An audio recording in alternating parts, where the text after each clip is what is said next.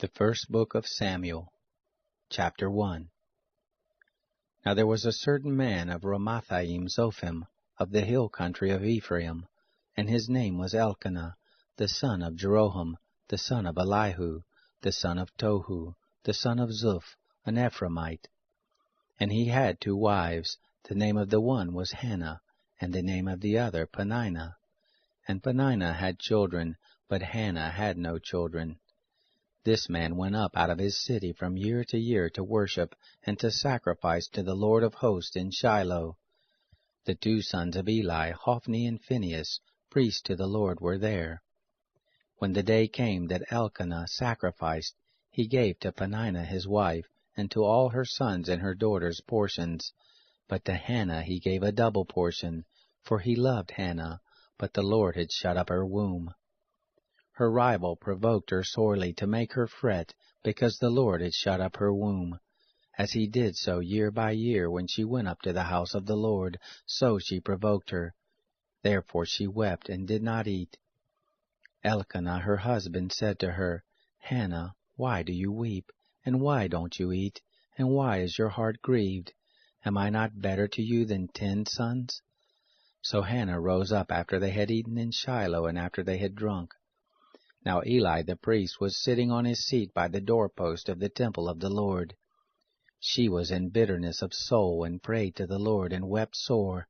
She vowed a vow, and said, Lord of hosts, if you will indeed look on the affliction of your handmaid, and remember me, and not forget your handmaid, but will give to your handmaid a man-child, then I will give him to the Lord all the days of his life, and there shall no razor come on his head. It happened, as she continued praying before the Lord, that Eli marked her mouth. Now Hannah, she spoke in her heart, only her lips moved, but her voice was not heard. Therefore Eli thought she had been drunken. Eli said to her, How long will you be drunk? Put away wine from you. Hannah answered, No, my lord, I am a woman of a sorrowful spirit. I have drunk neither wine nor strong drink, but I poured out my soul before the Lord. Don't count your handmaid for a wicked woman, for out of the abundance of my complaint and my provocation have I spoken. Then Eli answered, Go in peace, and the God of Israel grant your petition that you have asked of him. She said, Let your handmaid find favor in your sight. So the woman went her way and ate, and her facial expression wasn't sad any more. They rose up in the morning early and worshipped before the Lord, and returned and came to their house to Ramah, and Elkanah knew Hannah his wife, and the Lord remembered her. It happened, when the time was come about, that Hannah conceived, and bore a son, and she named him Samuel, saying, Because I have asked him of the Lord. The man Elkanah and all his house went up to offer to the Lord the yearly sacrifice and his vow. But Hannah didn't go up, for she said to her husband, I will not go up until the child be weaned, and then I will bring him, that he may appear before the Lord, and there abide forever. Elkanah her husband said to her, Do what seems good to you. Wait until you've weaned him. Only let the Lord establish his word. So the woman waited and nursed her son until she weaned him. When she had weaned him, she took him up with her, and 3 bulls, and 1 ephah of meal, and a bottle of wine, and brought him to the house of the Lord in Shiloh, and the child was young. They killed the bull, and brought the child to Eli. She said, O my Lord, as your soul lives, my Lord, I am the woman who stood by you here praying to the Lord. For this child I prayed, and the Lord has given me my petition which I ask of him. Therefore also I have granted him to the Lord. As long as he lives, he is granted to the Lord. He worshipped the Lord there. Chapter 2. Hannah prayed and said, My heart exalts in the Lord. My horn is exalted in the Lord. My mouth is enlarged over my enemies, because I rejoice in your salvation. There is none holy as the Lord, for there is none beside you, neither is there any rock like our God. Talk no more so exceedingly proudly. Don't let arrogance come out of your mouth, for the Lord is a God of knowledge. By him actions are weighed. The bows of the mighty men are broken. Those who stumbled are girded with strength.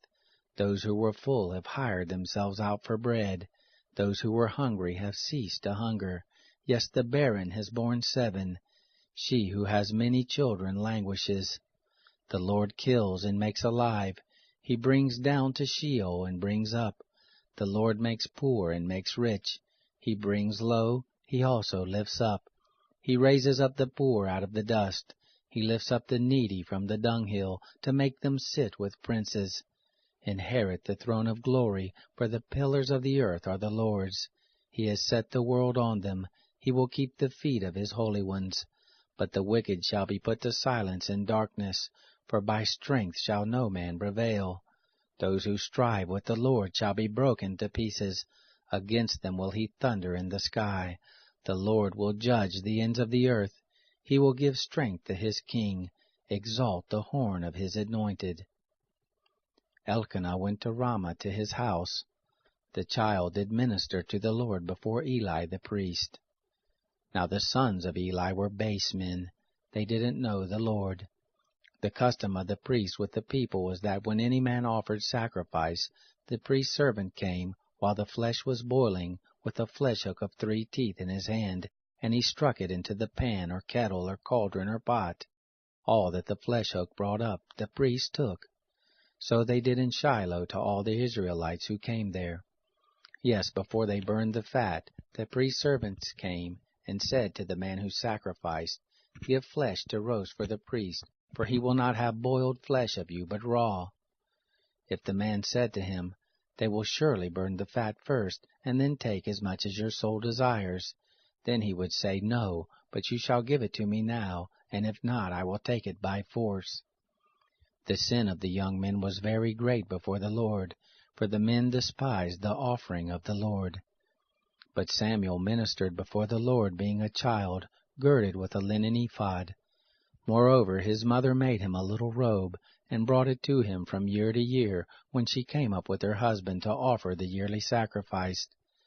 Eli blessed Elkanah and his wife, and said, The Lord give you seed of this woman for the petition which was asked of the Lord. They went to their own home. The Lord visited Hannah, and she conceived, and bore 3 sons and 2 daughters. The child Samuel grew before the Lord. Now Eli was very old, and he heard all the things his sons did to all Israel, and how that they lay with the women who served at the door of the tent of meeting. He said to them, Why do you do such things? For I hear of your evil doings from all this people. No, my sons, for it is no good report that I hear. You make the Lord's people to disobey. If a man sin against another, God shall judge him. But if a man sins against the Lord, who shall entreat for him? Notwithstanding, they didn't listen to the voice of their father, because the Lord was minded to kill them. The child Samuel grew on and increased in favor both with the Lord and also with men. There came a man of God to Eli and said to him, Thus says the Lord, Did I reveal myself to the house of your father, when they were in Egypt in bondage in Pharaoh's house? And did I choose him out of all the tribes of Israel to be my priest, to go up to my altar, to burn incense, to wear an ephod before me? And did I give to the house of your father all the offerings of the children of Israel made by fire? Why do you kick at my sacrifice and at my offering, which I have commanded in my habitation, and honor your sons above me, to make yourselves fat with the best of all the offerings of Israel my people? Therefore the Lord, the God of Israel, says, I said indeed that your house and the house of your father should walk before me forever. But now the Lord says, Be it far from me, for those who honor me I will honor, and those who despise me shall be lightly esteemed. Behold, the days come, that I will cut off your arm, and the arm of your father's house, that there shall not be an old man in your house. You shall see the affliction of my habitation, and all the wealth which God shall give Israel, and there shall not be an old man in your house forever. The man of yours, whom I shall not cut off from my altar, shall be to consume your eyes, and to grieve your heart, and all the increase of your house shall die in the flower of their age. This shall be the sign to you that shall come on your 2 sons, on Hophni and Phinehas. In one day they shall both die. I will raise up a faithful priest that shall do according to that which is in my heart and in my mind, and I will build him a sure house, and he shall walk before my anointed forever. It shall happen that every one who is left in your house shall come and bow down to him for a piece of silver and a loaf of bread, and shall say, Please put me into one of the priest offices, that I may eat a morsel of bread. Chapter 3. The child Samuel ministered to the Lord before Eli. The word of the Lord was precious in those days. There was no frequent vision. It happened at that time, when Eli was laid down in his place. Now his eyes had begun to grow dim so that he could not see, and the lamp of God hadn't yet gone out, and Samuel had laid down to sleep in the temple of the Lord, where the ark of God was, that the Lord called Samuel, and he said, Here I am. He ran to Eli and said, Here am I, for you called me. He said, I didn't call. Lie down again. He went and laid down. The Lord called yet again, Samuel. Samuel arose and went to Eli and said, Here I am, for you called me. He answered, I didn't call, my son. Go lie down again. Now Samuel didn't know the Lord, neither was the word of the Lord yet revealed to him. The Lord called Samuel again the 3rd time. He arose and went to Eli and said, Here am I, for you called me. Eli perceived that the Lord had called the child. Therefore Eli said to Samuel, Go, lie down, and it shall be, if he call you, that you shall say, Speak, Lord, for your servant hears. So Samuel went and lay down in his place.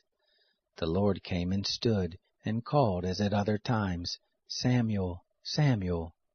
Then Samuel said, Speak, for your servant hears. The Lord said to Samuel, Behold, I will do a thing in Israel, at which both the ears of everyone who hears it shall tingle. And that day I will perform against Eli all that I have spoken concerning his house, from the beginning even to the end. For I have told him that I will judge his house forever, for the iniquity which he knew, because his sons did bring a curse on themselves, and he didn't restrain them. Therefore I have sworn to the house of Eli, that the iniquity of Eli's house shall not be expiated with sacrifice nor offering forever. Samuel lay until the morning, and opened the doors of the house of the Lord. Samuel feared to show Eli the vision. Then Eli called Samuel and said, Samuel, my son. He said, Here I am. He said, What is the thing that the Lord has spoken to you? Please don't hide it from me. God do so to you, and more also, if you hide anything from me of all the things that he spoke to you. Samuel told him everything, and hid nothing from him. He said, It is the Lord. Let him do what seems good to him.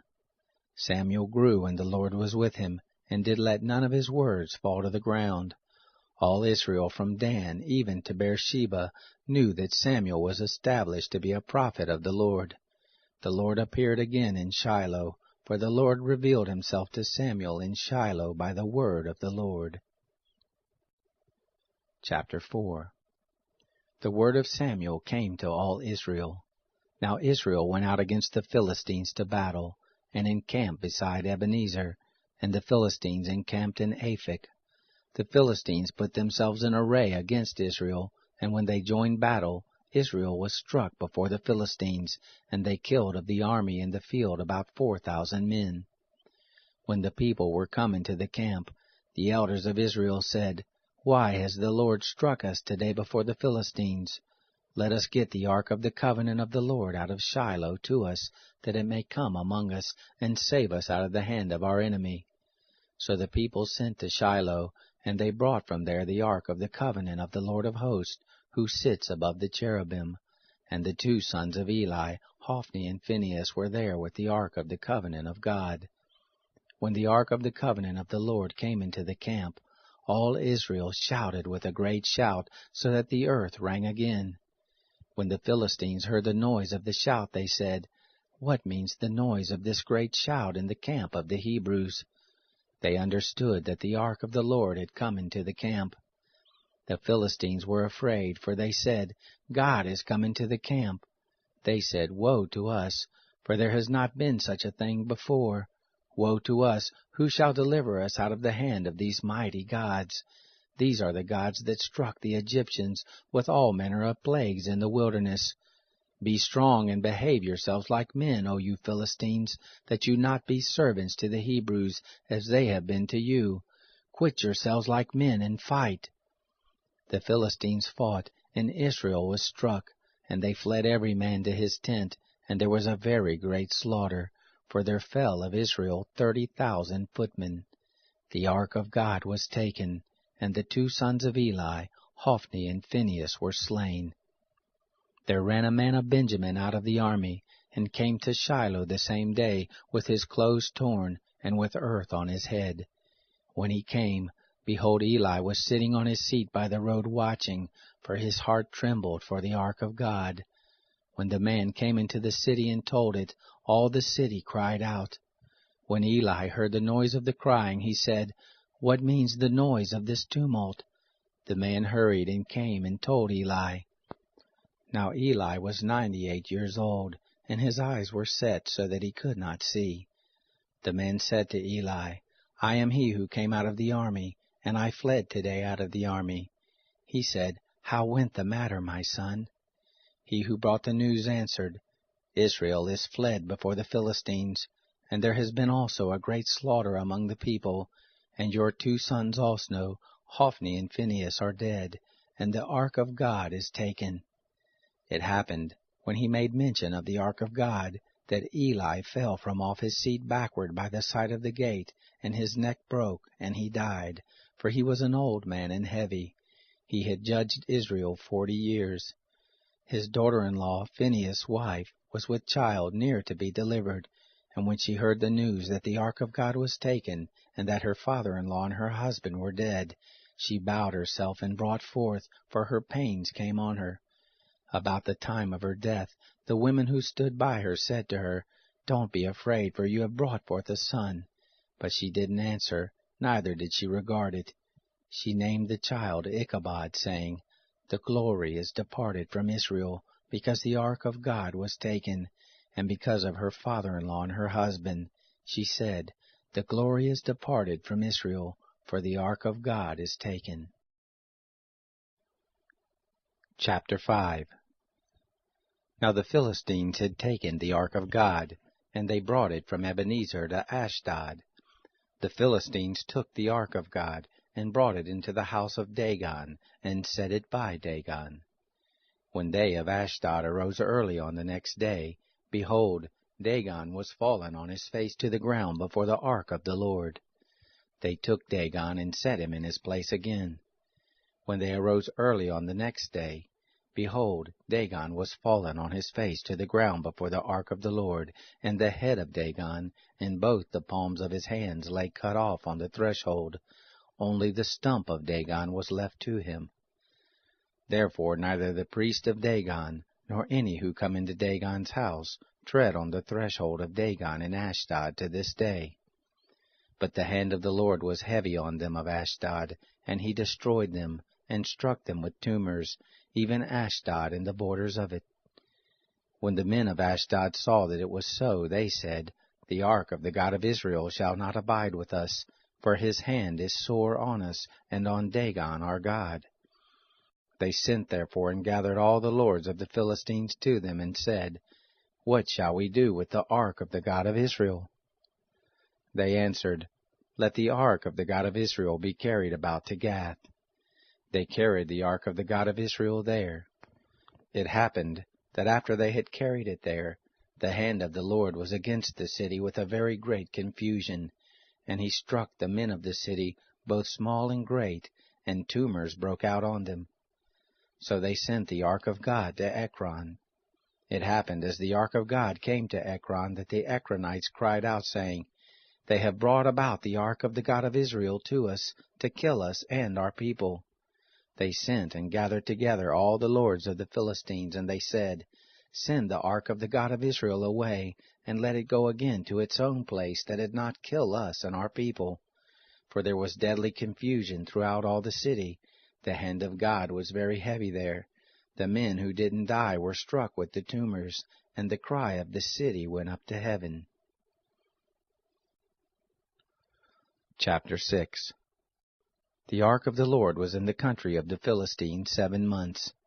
The Philistines called for the priest and the diviner, saying, What shall we do with the ark of the Lord? Show us with which we shall send it to its place. They said, If you send away the ark of the God of Israel, don't send it empty, but by all means return him a trespass offering. Then you shall be healed, and it shall be known to you why his hand is not removed from you.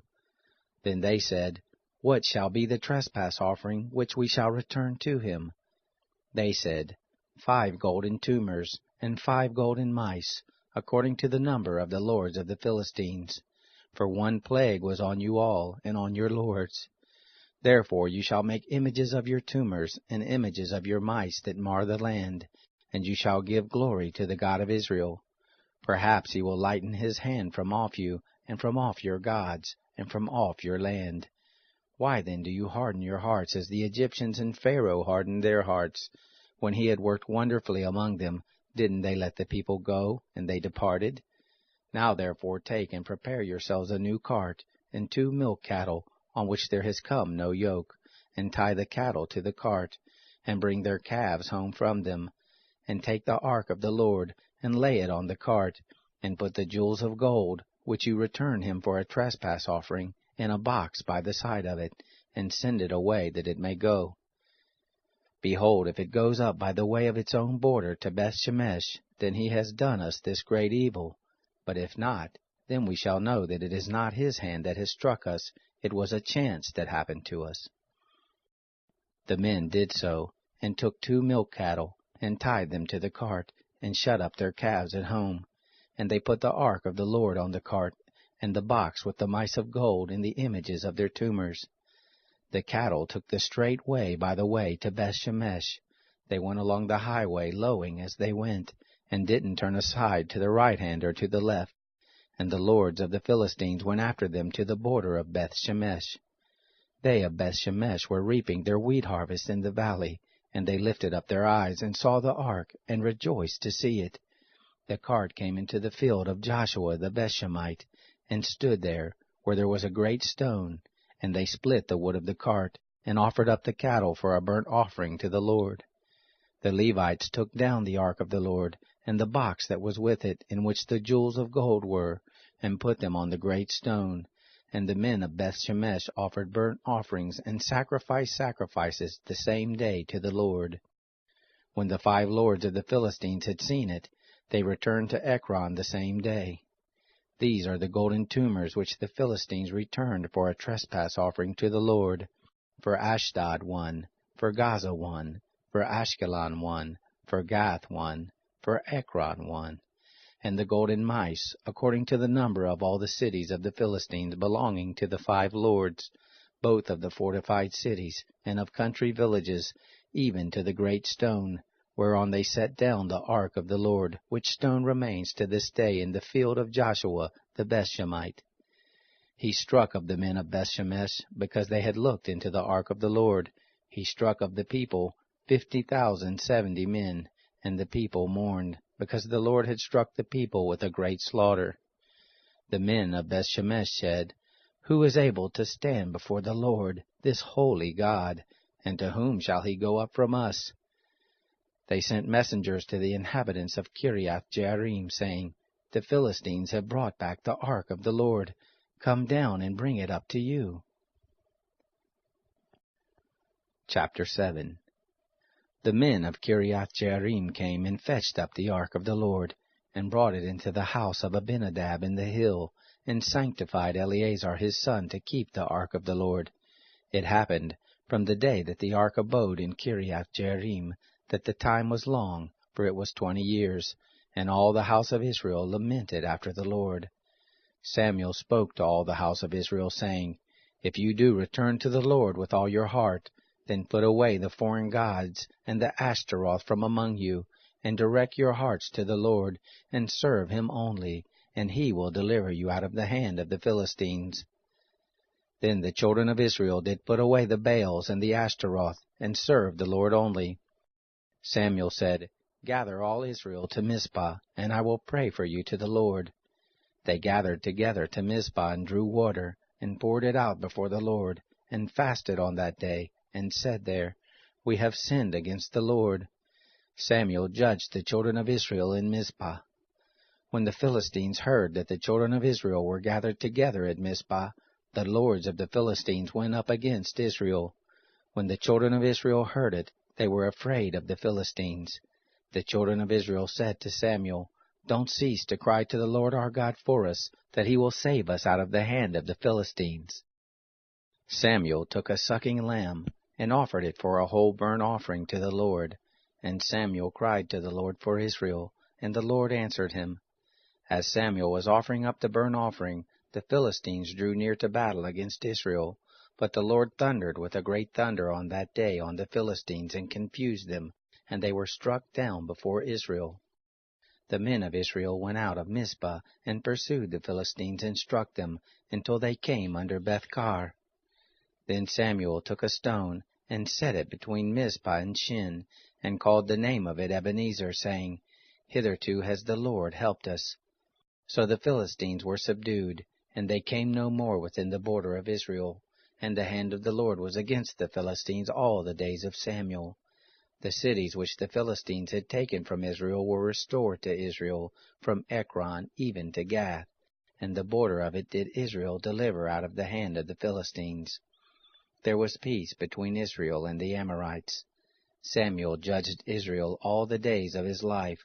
He went from year to year in circuit to Bethel and Gilgal and Mizpah, and he judged Israel in all those places.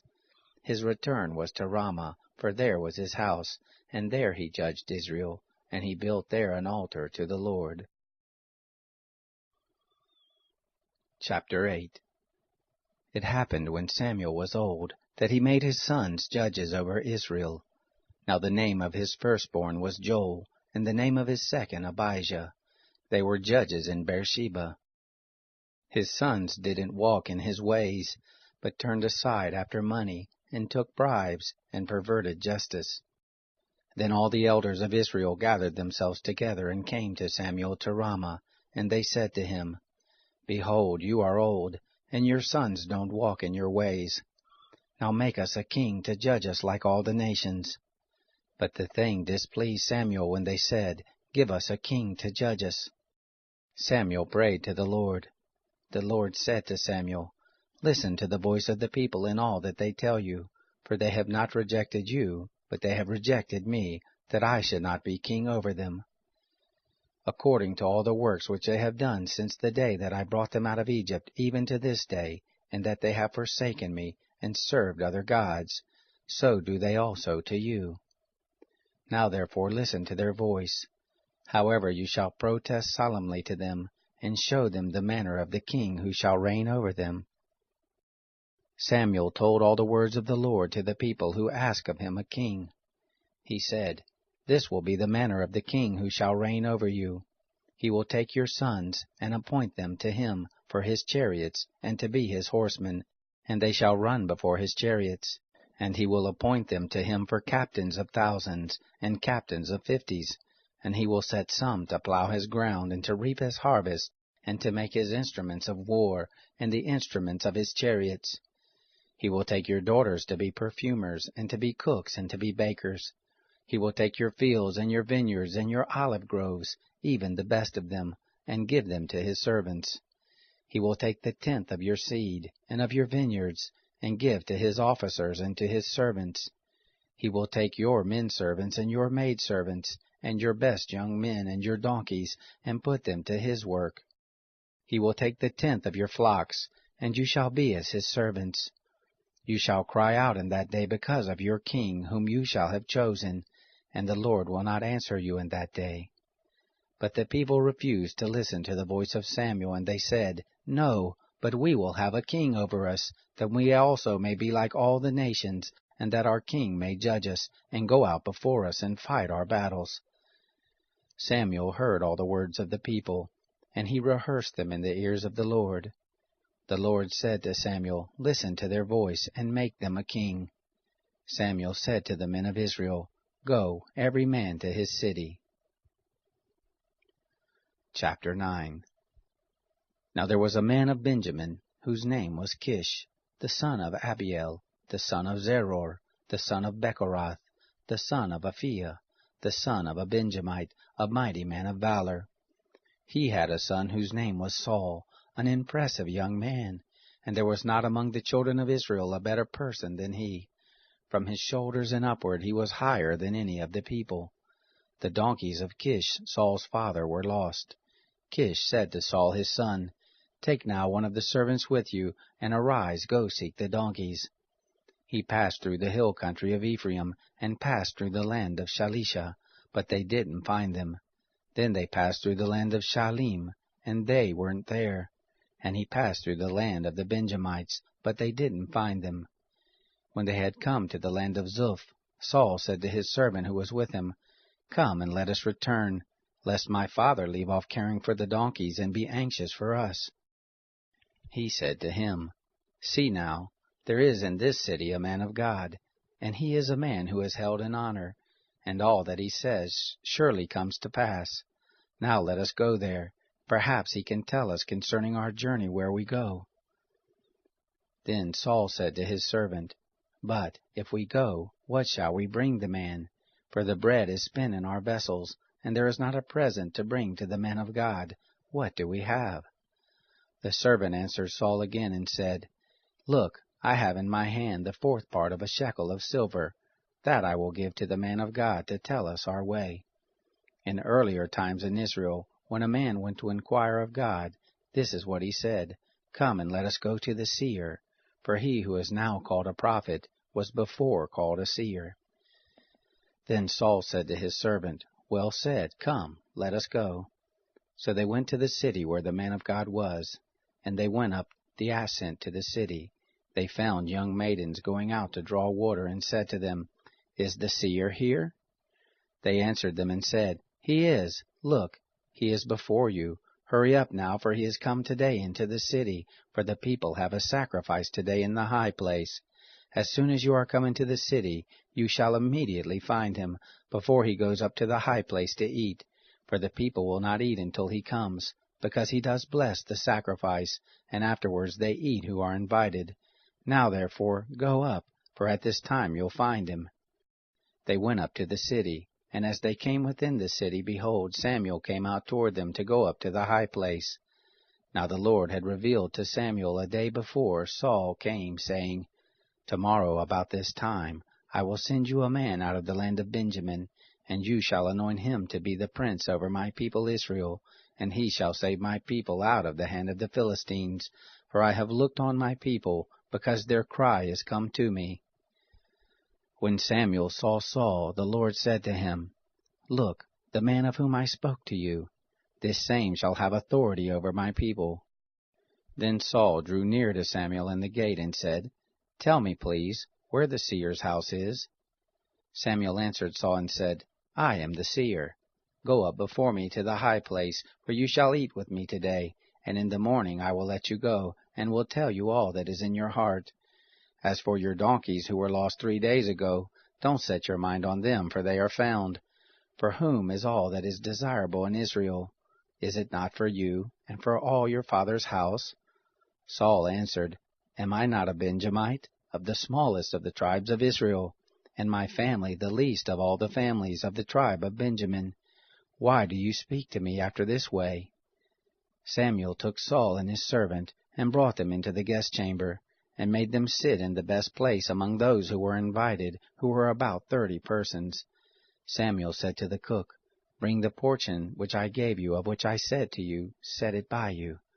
The cook took up the thigh, and that which was on it, and set it before Saul. Samuel said, Behold, that which has been reserved, set it before you and eat, because to the appointed time has it been kept for you. For I said, I have invited the people. So Saul ate with Samuel that day. When they were come down from the high place into the city, he talked with Saul on the housetop. They arose early, and it happened about the spring of the day that Samuel called to Saul on the housetop, saying, Rise up, that I may send you away. Saul arose, and they went out both of them, he and Samuel, abroad.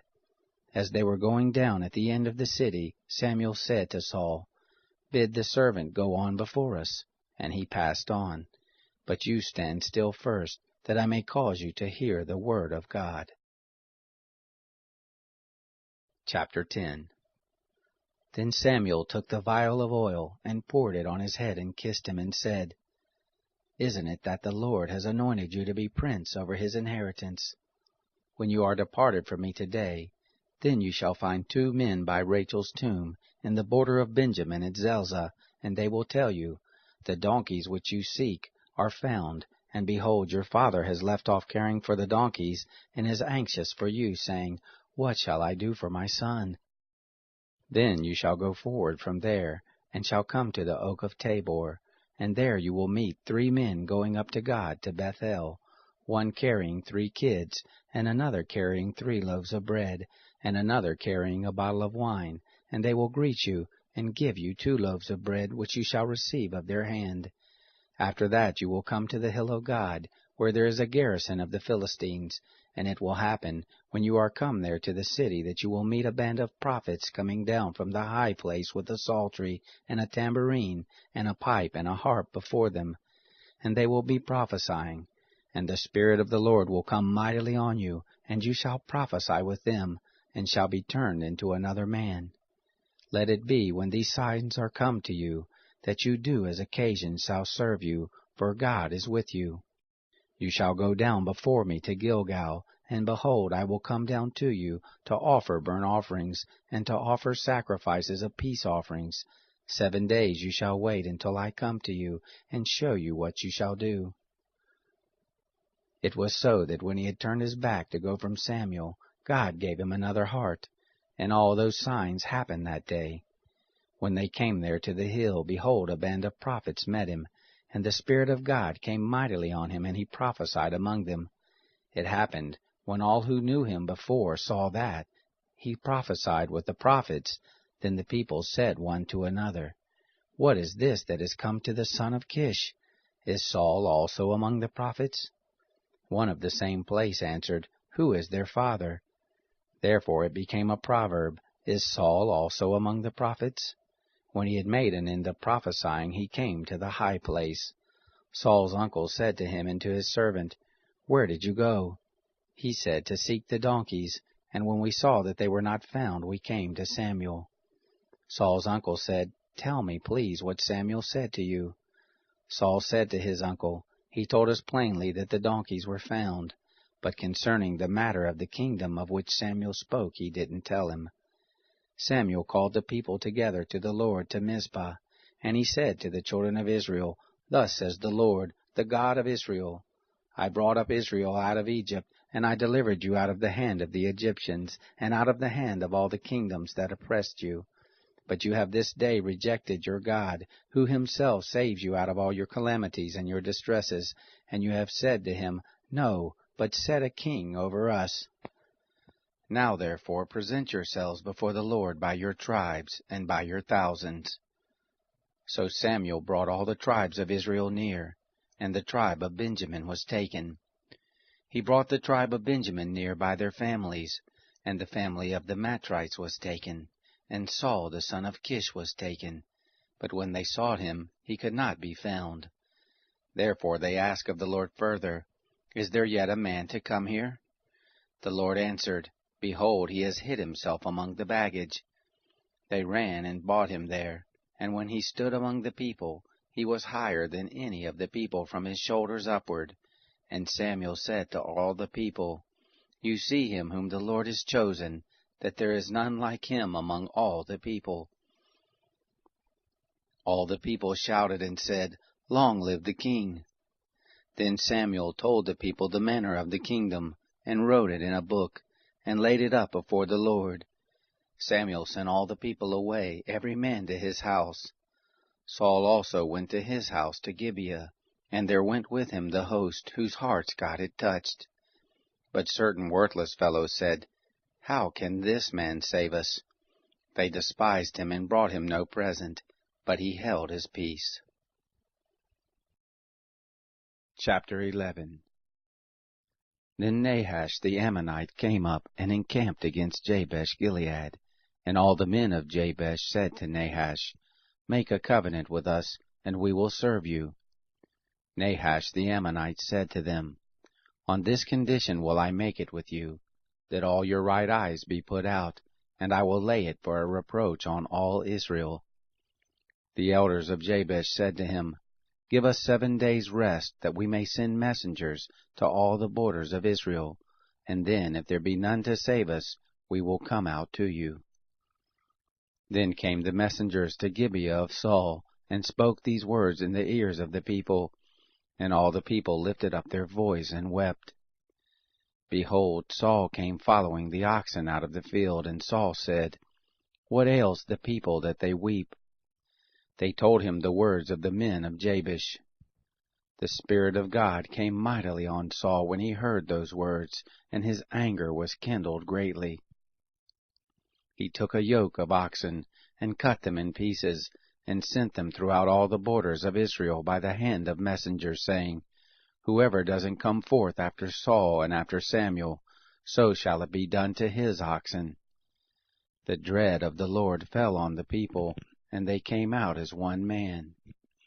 He numbered them in Bezek, and the children of Israel were 300,000, and the men of Judah 30,000. They said to the messengers who came, Thus shall you tell the men of Jabesh-Gilead, Tomorrow, by the time the sun is hot, you shall have deliverance. The messengers came and told the men of Jabesh, and so they were glad. Therefore the men of Jabesh said, Tomorrow we will come out to you, and you shall do with us all that seems good to you. It was so on the next day, that Saul put the people in 3 companies, and they came into the midst of the camp in the morning watch, and struck the Ammonites until the heat of the day. And it happened that those who remained were scattered, so that no 2 of them were left together. The people said to Samuel, Who is he who said, Shall Saul reign over us? Bring the men, that we may put them to death. Saul said, There shall not a man be put to death this day, for today the Lord has worked deliverance in Israel. Then Samuel said to the people, Come, and let us go to Gilgal, and renew the kingdom there. And all the people went to Gilgal, and there they made Saul king before the Lord, in Gilgal, and there they offered sacrifices of peace offerings before the Lord. And there Saul and all the men of Israel rejoiced greatly. Chapter 12. Samuel said to all Israel, Behold, I have listened to your voice and all that you said to me, and have made a king over you. Now, behold, the king walks before you, and I am old and gray-headed, and behold, my sons are with you, and I have walked before you from my youth to this day. Here I am, witness against me before the Lord and before his anointed. Whose ox have I taken? Or whose donkey have I taken? Or whom have I defrauded? Whom have I oppressed? Or of whose hand have I taken a ransom to blind my eyes? And I will restore it to you. They said, You have not defrauded us, nor oppressed us, neither have you taken anything of any man's hand.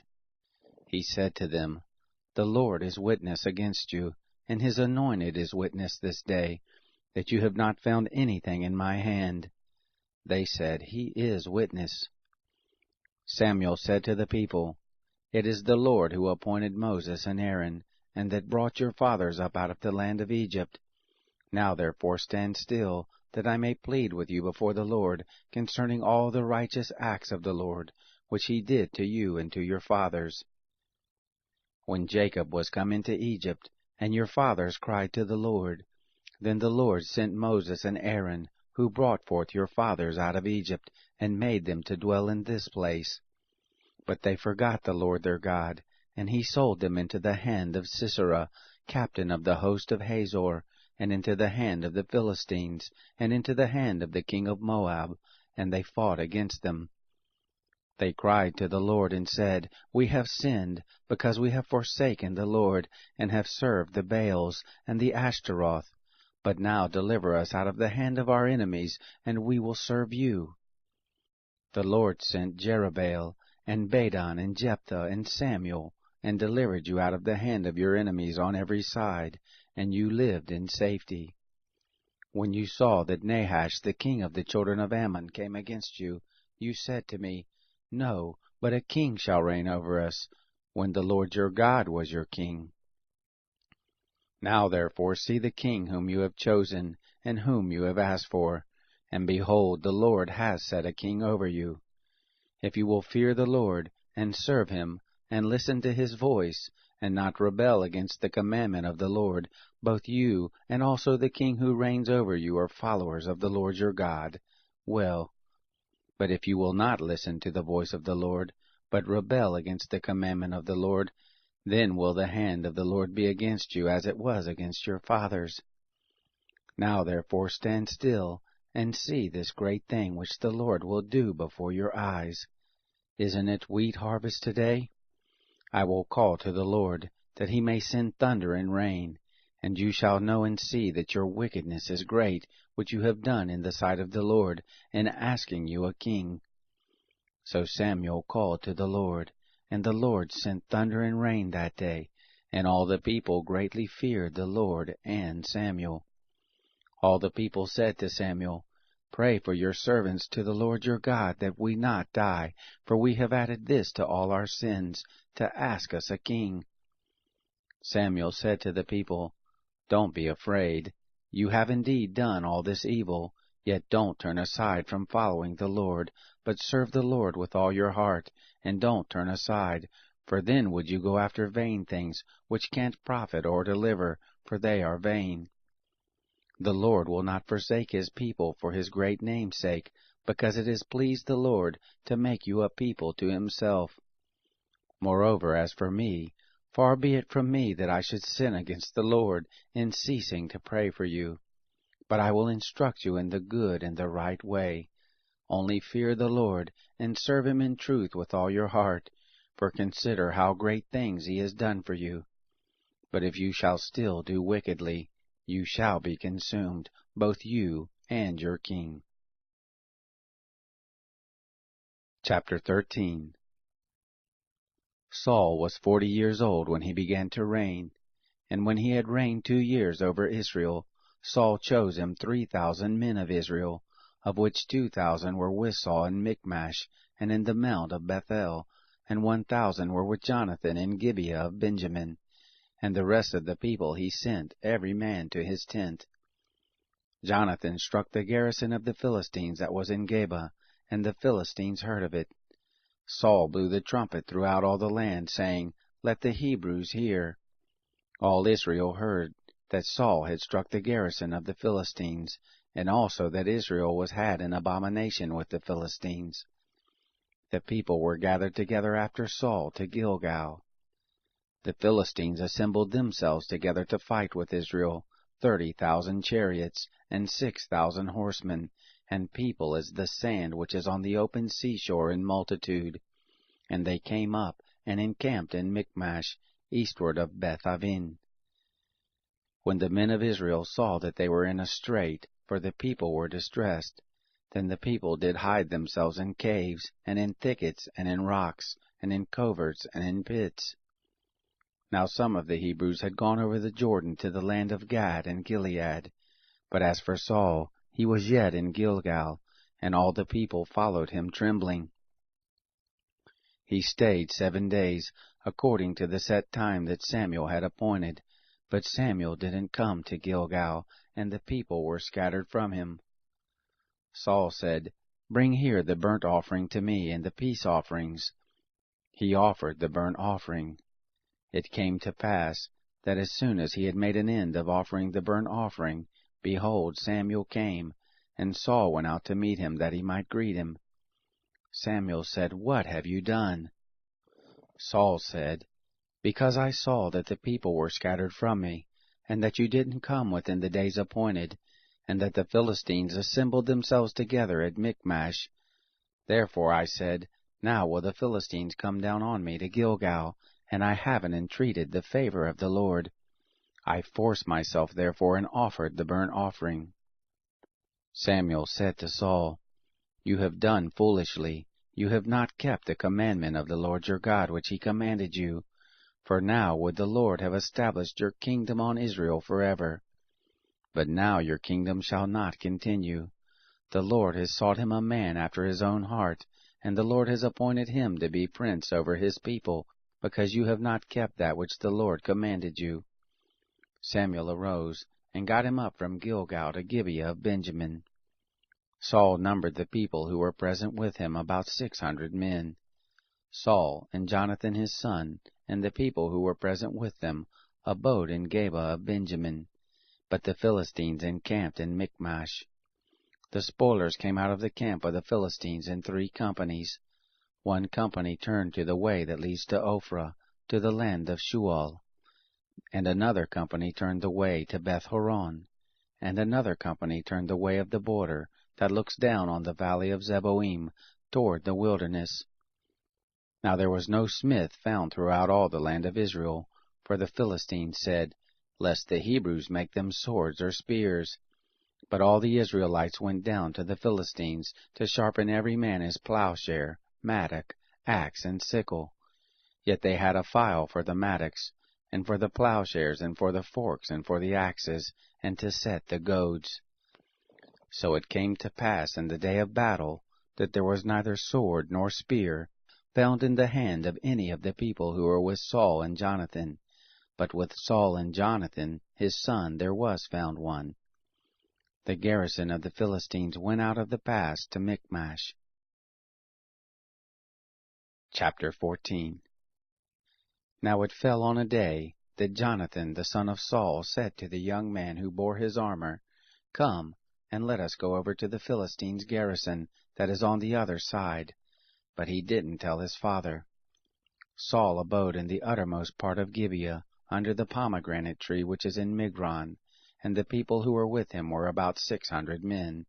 And Ahijah, the son of Ahitub, Ichabod's brother, the son of Phinehas, the son of Eli, the priest of the Lord in Shiloh, wearing an ephod. The people didn't know that Jonathan was gone. Between the passes by which Jonathan sought to go over to the Philistines' garrison, there was a rocky crag on the one side, and a rocky crag on the other side, and the name of the one was Bozez, and the name of the other Seneh.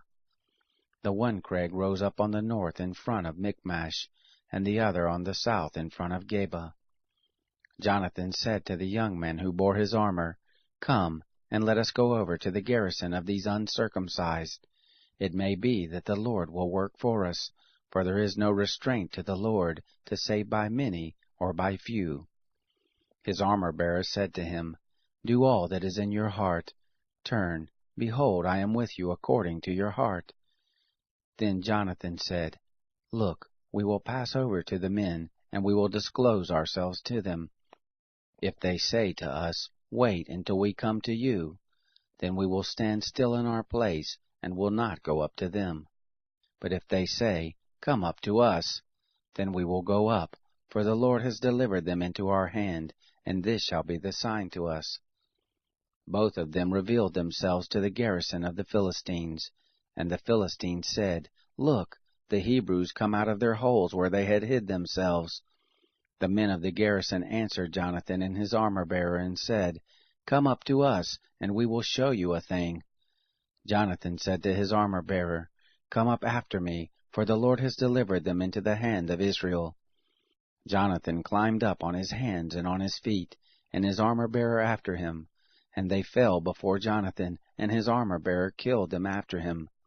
That first slaughter, which Jonathan and his armor-bearer made, was about 20 men, within as it were half a furrow's length in an acre of land.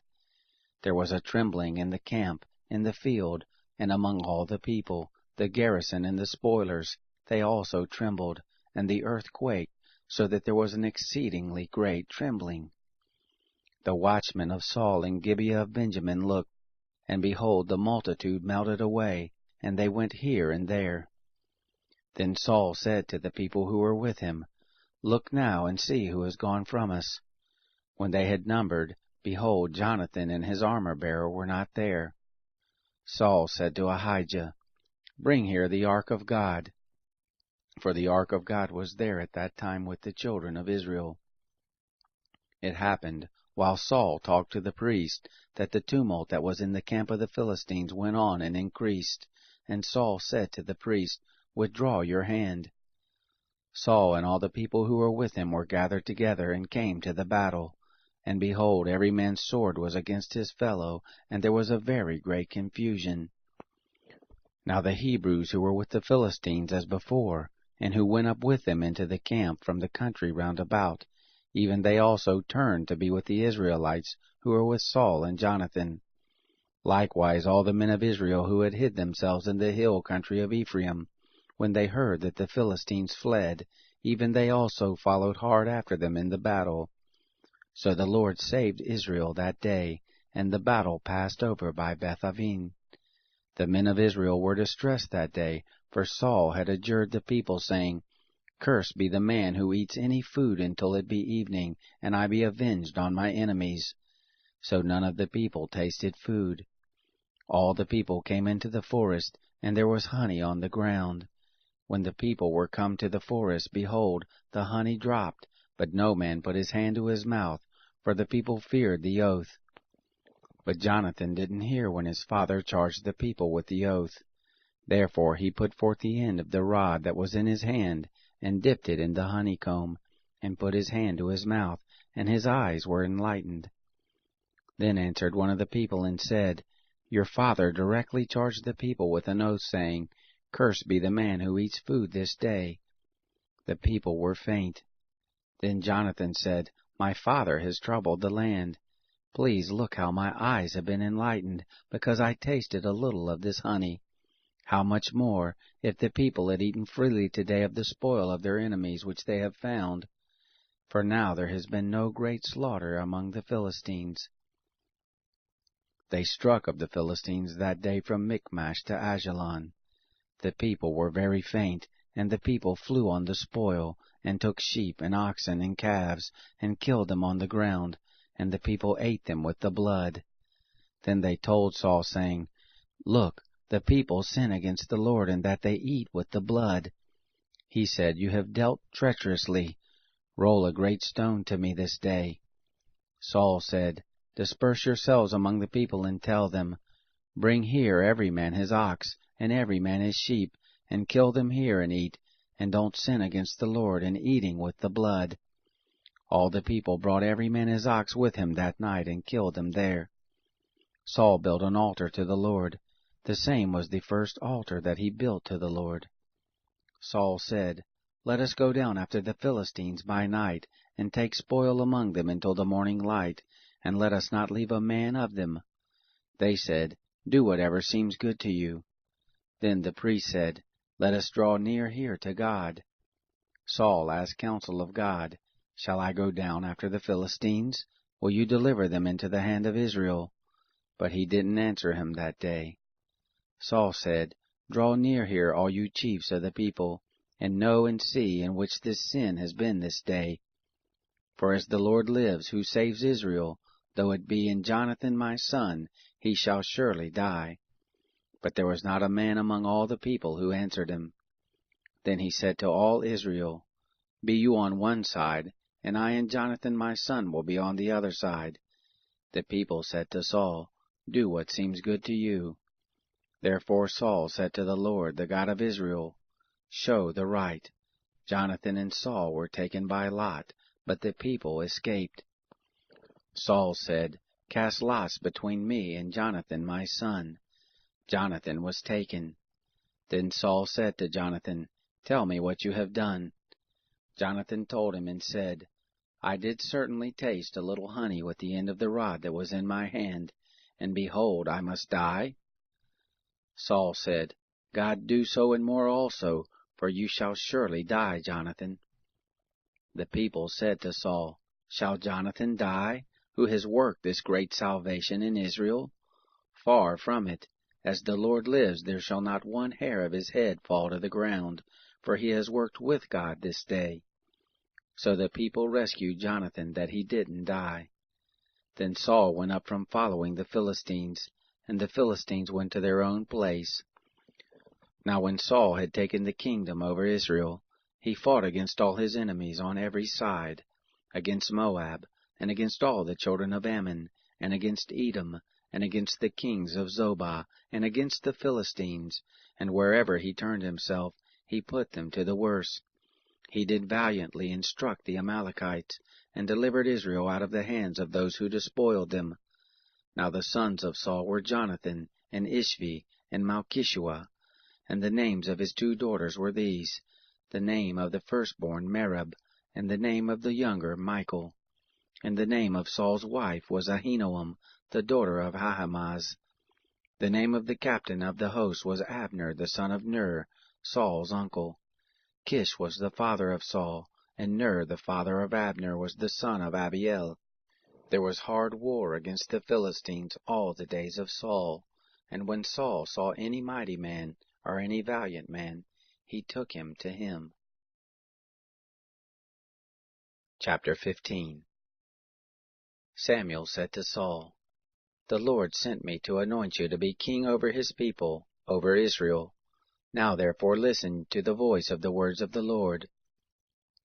Thus says the Lord of armies, I have marked that which Amalek did to Israel, how he set himself against him in the way when he came up out of Egypt.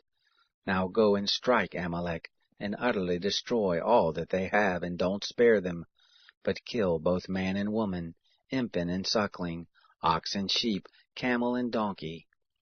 Saul summoned the people, and numbered them in Telaim, 200,000 footmen, and 10,000 men of Judah.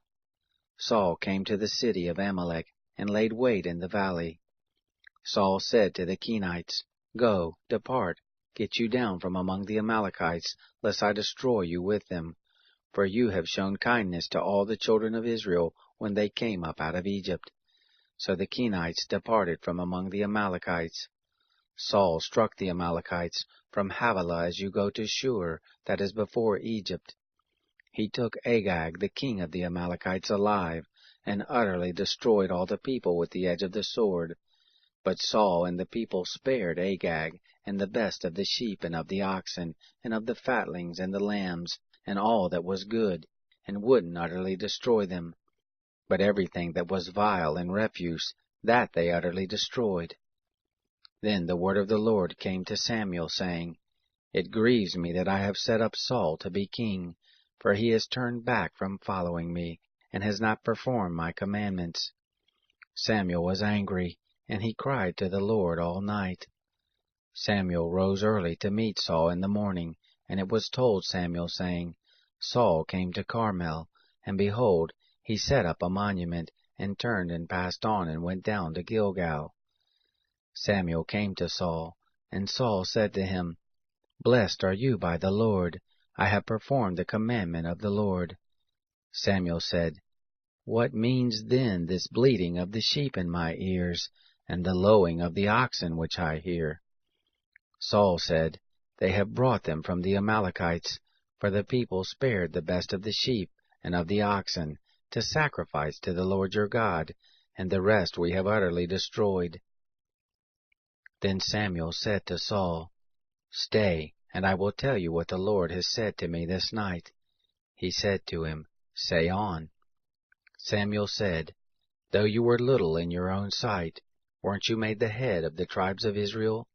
The Lord anointed you king over Israel, and the Lord sent you on a journey and said, Go and utterly destroy the sinners, the Amalekites, and fight against them until they are consumed. Why then didn't you obey the voice of the Lord, but flew on the spoil, and did that which was evil in the sight of the Lord? Saul said to Samuel, Yes, I have obeyed the voice of the Lord, and have gone the way which the Lord has sent me, and have bought Agag the king of Amalek, and have utterly destroyed the Amalekites.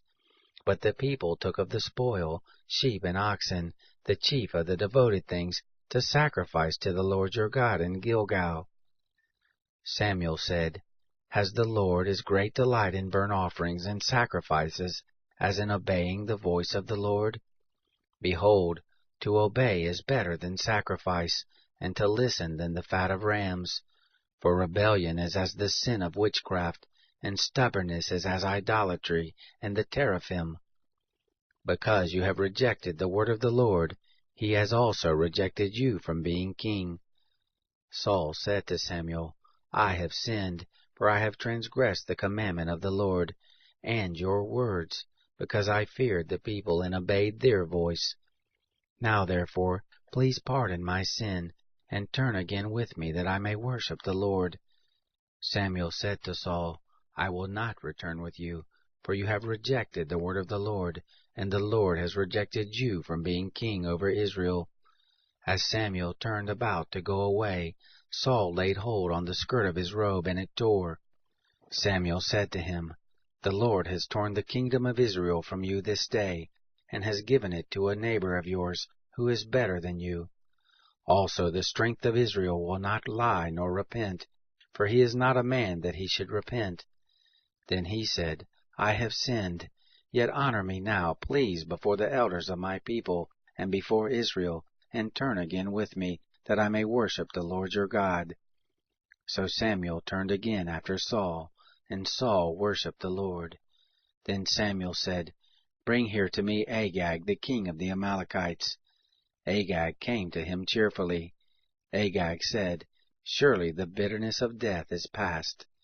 Samuel said, As your sword has made women childless, so shall your mother be childless among women. Samuel hewed Agag in pieces before the Lord in Gilgal. Then Samuel went to Ramah, and Saul went up to his house to Gibeah of Saul. Samuel came no more to see Saul until the day of his death, for Samuel mourned for Saul, and the Lord grieved that he had made Saul king over Israel. Chapter 16.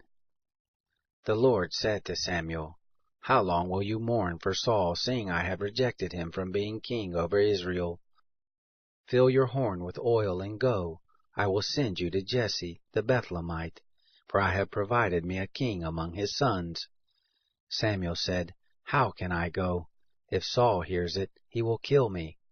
The Lord said, Take a heifer with you and say, I am come to sacrifice to the Lord. Call Jesse to the sacrifice, and I will show you what you shall do, and you shall anoint to me him whom I name to you. Samuel did that which the Lord spoke, and came to Bethlehem. The elders of the city came to meet him trembling, and said, Do you come peaceably? He said, Peaceably I am come to sacrifice to the Lord. Sanctify yourselves and come with me to the sacrifice. He sanctified Jesse and his sons, and called them to the sacrifice. It happened, when they had come, that he looked at Eliab, and said, Surely the Lord's anointed is before him. But the Lord said to Samuel, Don't look on his face, or on the height of his stature, because I have rejected him. For the Lord sees not as man sees. For man looks at the outward appearance, but the Lord looks at the heart. Then Jesse called Abinadab, and made him pass before Samuel. He said, Neither has the Lord chosen this. Then Jesse made Shammah to pass by. He said, Neither has the Lord chosen this one. Jesse made 7 of his sons to pass before Samuel. Samuel said to Jesse, The Lord has not chosen these. Samuel said to Jesse, Are these all your children? He said, There remains yet the youngest, and behold, he is keeping the sheep. Samuel said to Jesse, Send and get him, for we will not sit down until he comes here. He sent, and brought him in. Now he was ruddy, and of a beautiful face, and handsome to look on. The Lord said, Arise, anoint him, for this is he. Then Samuel took the horn of oil, and anointed him in the midst of his brothers. And the Spirit of the Lord came mightily on David from that day forward. So Samuel rose up and went to Ramah. Now the Spirit of the Lord departed from Saul, and an evil spirit from the Lord troubled him. Saul's servants said to him, See now, an evil spirit from God troubles you.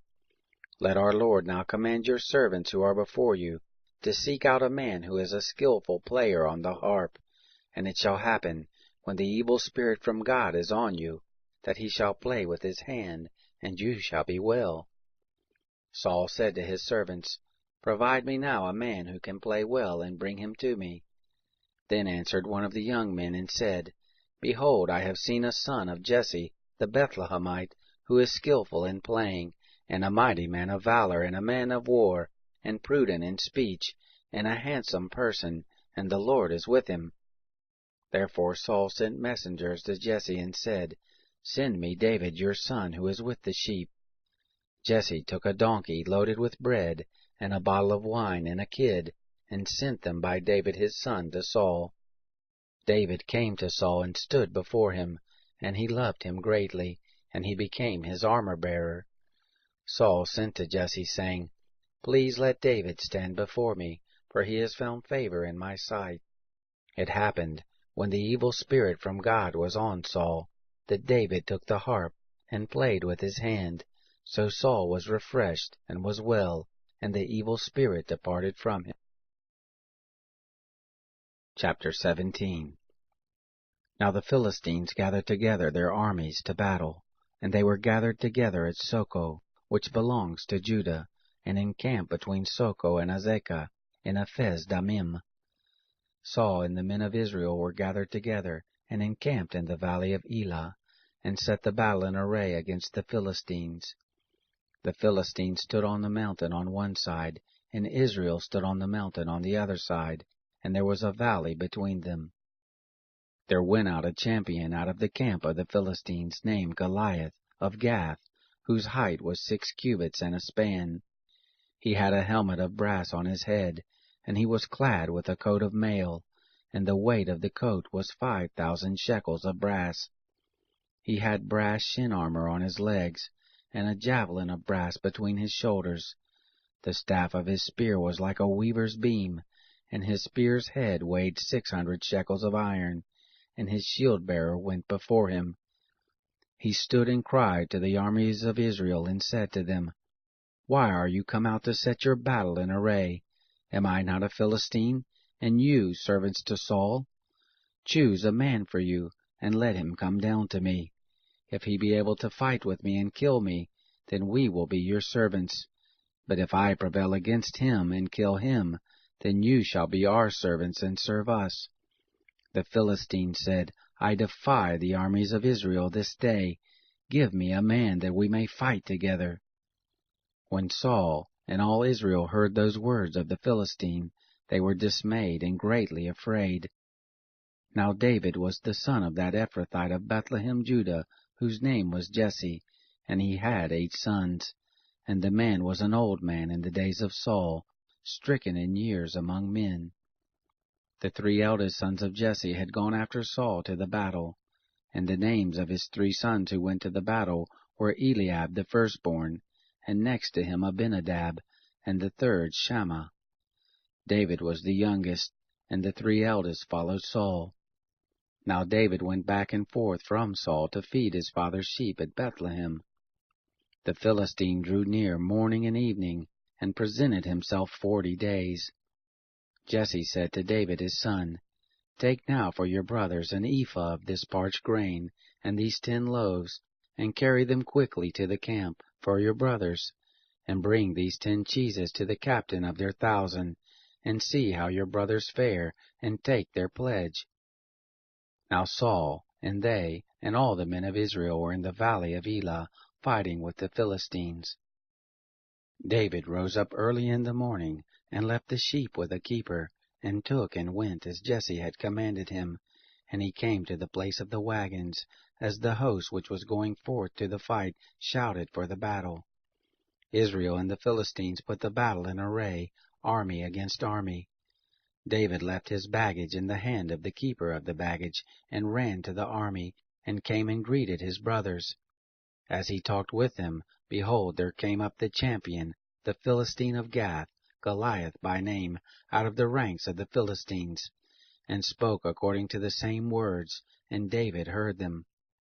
All the men of Israel, when they saw the man, fled from him, and were very afraid. The men of Israel said, "Have you seen this man who has come up? Surely to defy Israel is he come up. And it shall be that the man who kills him, the king will enrich him with great riches, and will give him his daughter, and make his father's house free in Israel." David spoke to the men who stood by him, saying, "What shall be done to the man who kills this Philistine, and takes away the reproach from Israel? For who is this uncircumcised Philistine, that he should defy the armies of the living God? The people answered him after this manner, saying, So shall it be done to the man who kills him. Eliab his eldest brother heard when he spoke to the men. And Eliab's anger was kindled against David, and he said, Why are you come down? And with whom have you left those few sheep in the wilderness? I know your pride, and the naughtiness of your heart, for you have come down that you might see the battle. David said, What have I now done? Is there not a cause? He turned away from him toward another, and spoke after the same manner, and the people answered him again after the former manner. When the words were heard which David spoke, they rehearsed them before Saul, and he sent for him. David said to Saul, Let no man's heart fail because of him. Your servant will go and fight with this Philistine. Saul said to David, You are not able to go against this Philistine to fight with him, for you are but a youth, and he is a man of war from his youth.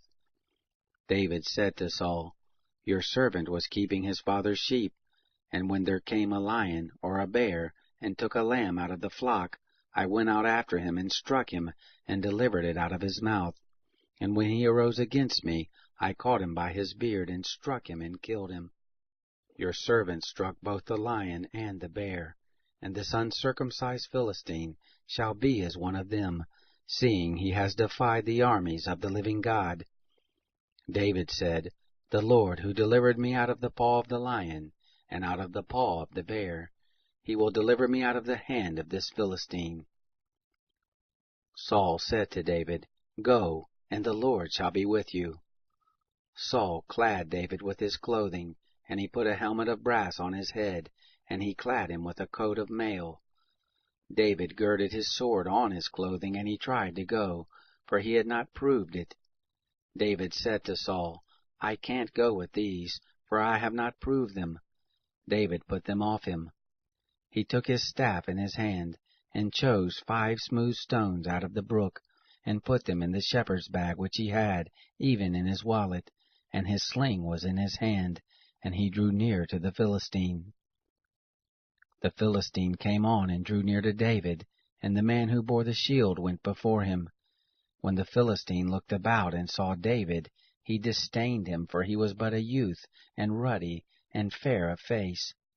The Philistine said to David, Am I a dog, that you come to me with sticks? The Philistine cursed David by his gods.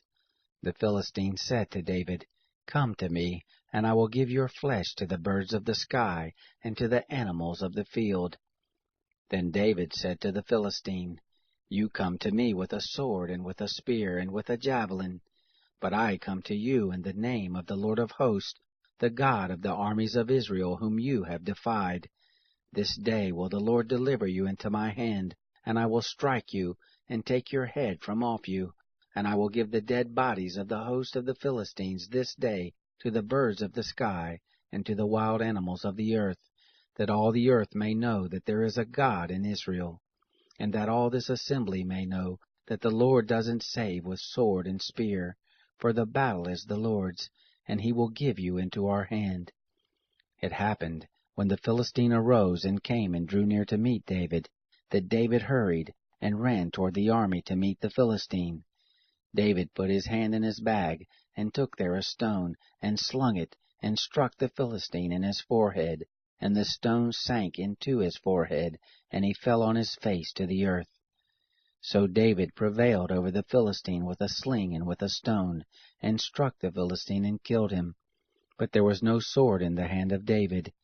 Then David ran and stood over the Philistine, and took his sword, and drew it out of the sheath, and killed him, and cut off his head. When the Philistines saw that their champion was dead, they fled. The men of Israel and of Judah arose and shouted, and pursued the Philistines, until you come to Gai, and to the gates of Ekron. The wounded of the Philistines fell down by the way to Sharaim, even to Gath and to Ekron. The children of Israel returned from chasing after the Philistines, and they plundered their camp. David took the head of the Philistine, and brought it to Jerusalem, but he put his armor in his tent. When Saul saw David go forth against the Philistine, he said to Abner, the captain of the host, Abner, whose son is this youth? Abner said, As your soul lives, O king, I can't tell. The king said, Inquire whose son the young man is. As David returned from the slaughter of the Philistine, Abner took him and brought him before Saul with the head of the Philistine in his hand. Saul said to him, Whose son are you, young man? David answered, I am the son of your servant Jesse, the Bethlehemite. Chapter 18. It happened, when he had made an end of speaking to Saul, that the soul of Jonathan was knit with the soul of David, and Jonathan loved him as his own soul.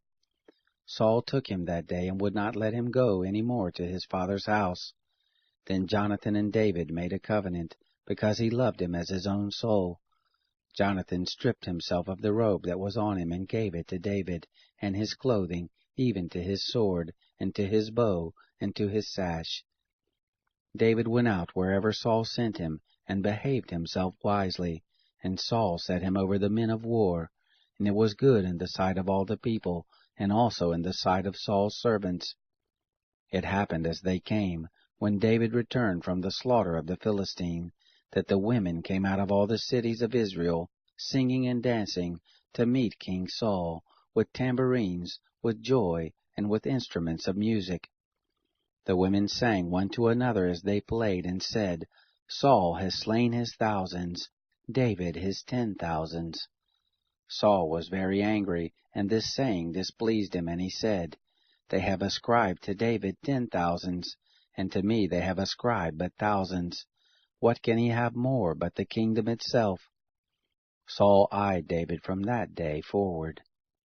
It happened on the next day that an evil spirit from God came mightily on Saul, and he prophesied in the midst of the house, and David played with his hand as he did day by day.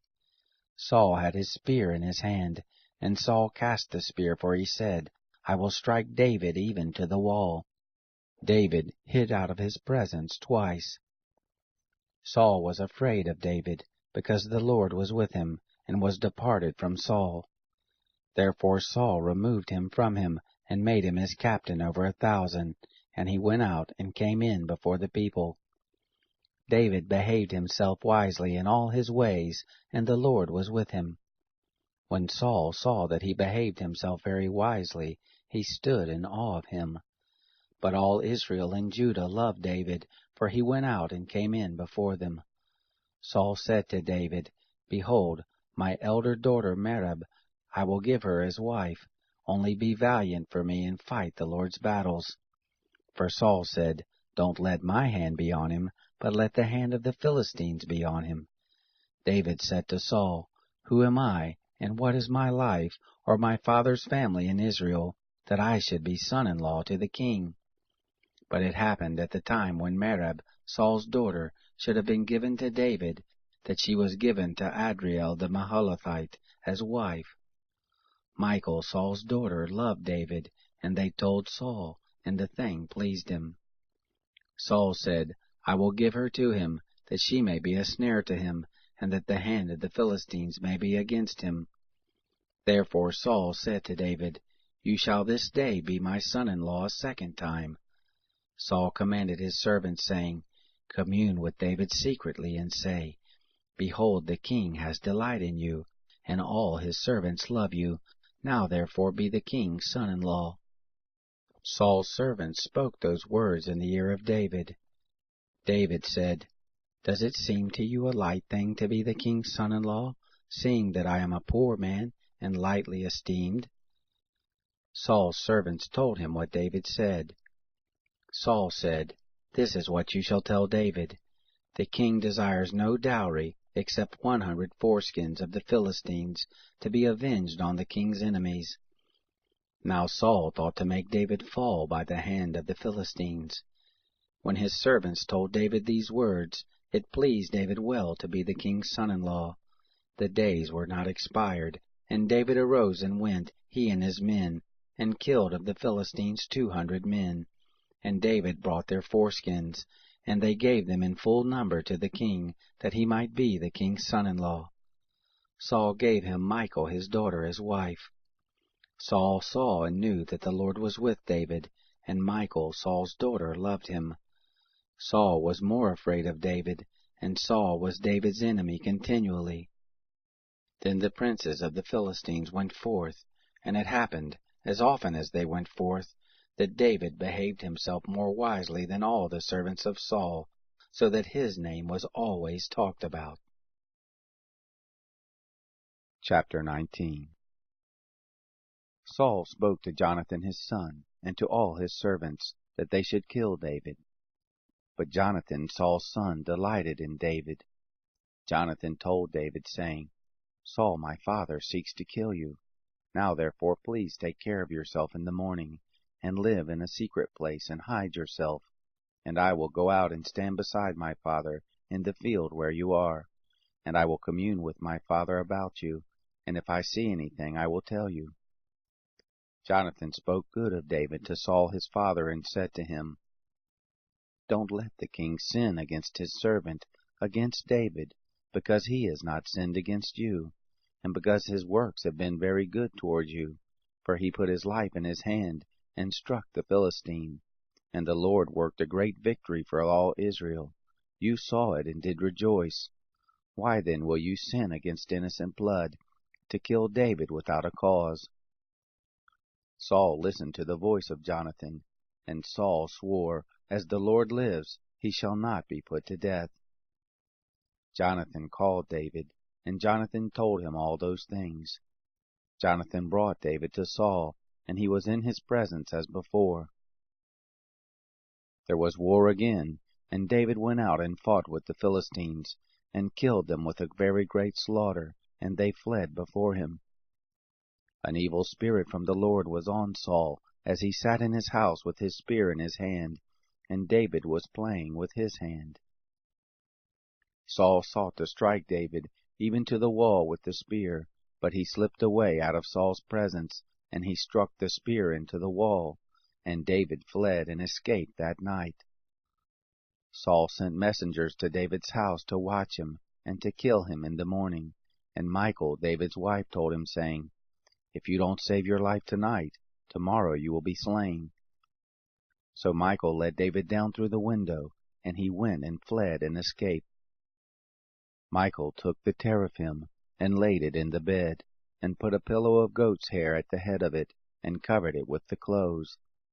When Saul sent messengers to take David, she said, He is sick.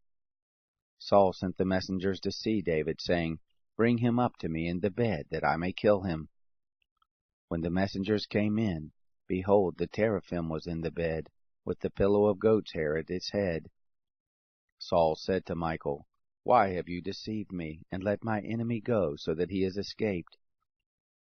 Michal answered Saul, He said to me, Let me go, why should I kill you? Now David fled and escaped, and came to Samuel to Ramah, and told him all that Saul had done to him. He and Samuel went and lived in Naioth. It was told Saul, saying, Behold, David is at Naioth in Ramah. Saul sent messengers to take David, and when they saw the company of the prophets prophesying, and Samuel standing his head over them, the Spirit of God came on the messengers of Saul, and they also prophesied.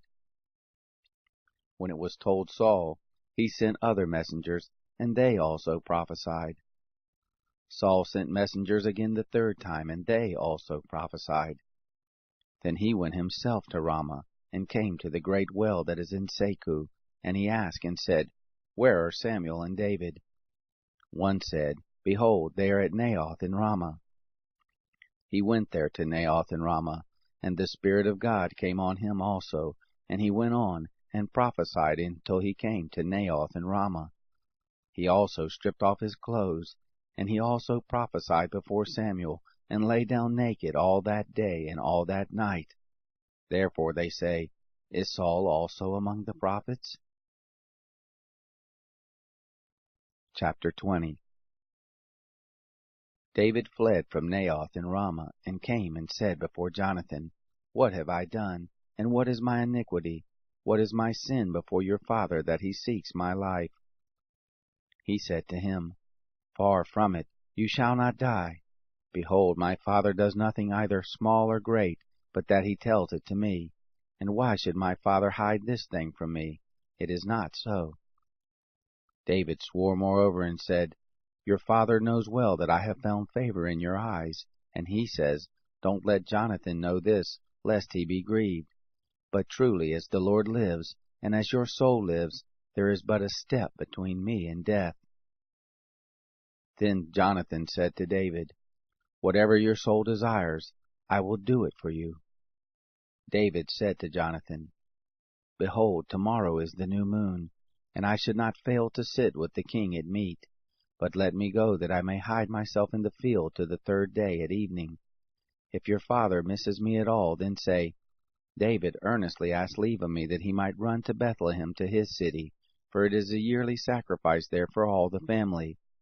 If he says, It is well, your servant shall have peace. But if he is angry, then know that evil is determined by him. Therefore deal kindly with your servant, for you have brought your servant into a covenant of the Lord with you. But if there be in me iniquity, kill me yourself, for why should you bring me to your father? Jonathan said, Far be it from you, for if I should at all know that evil were determined by my father to come on you, then wouldn't I tell you that? Then David said to Jonathan, Who will tell me if your father answers you roughly? Jonathan said to David, Come and let us go out into the field. They went out, both of them, into the field.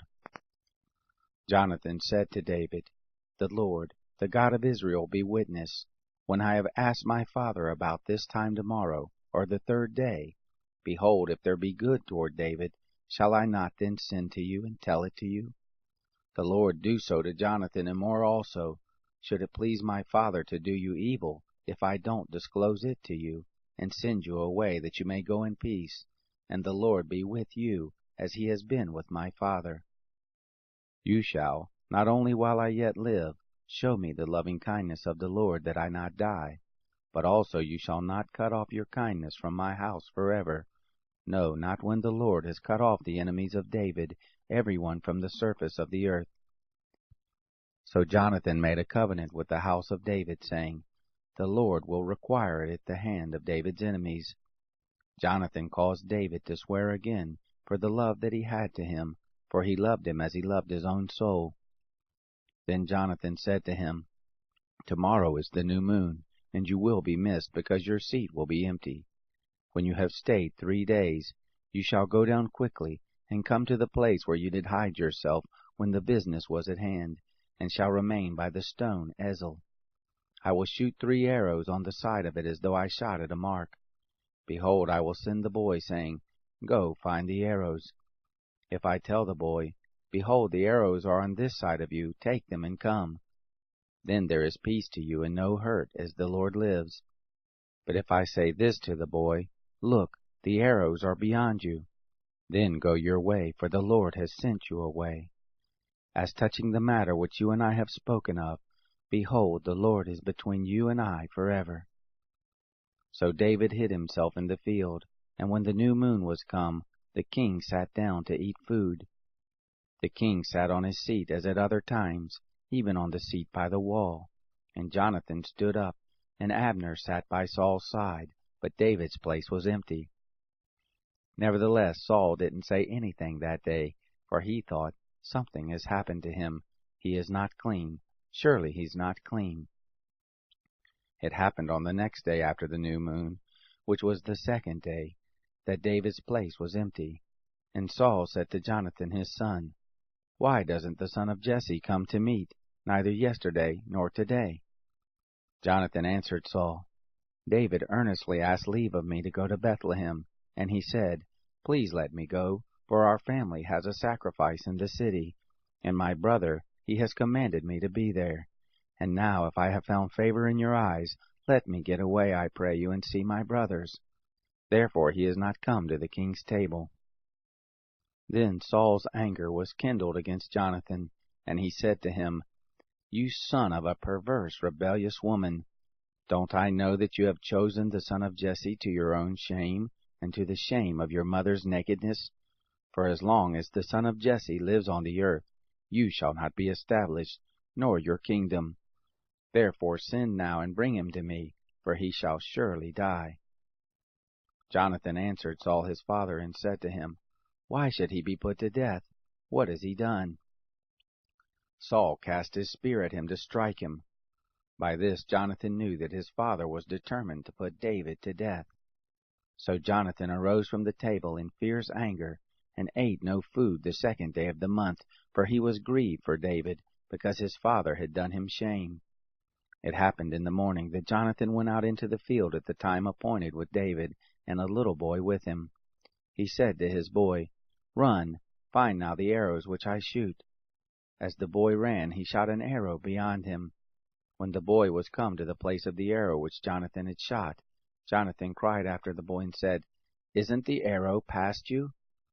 Jonathan cried after the boy, Go fast, hurry, don't delay. Jonathan's boy gathered up the arrows and came to his master, but the boy didn't know anything. Only Jonathan and David knew the matter. Jonathan gave his weapons to the boy and said to him, Go, carry them to the city. As soon as the boy was gone, David arose out of a place toward the south, and fell on his face to the ground, and bowed himself 3 times, and they kissed one another and wept with one another, until David exceeded.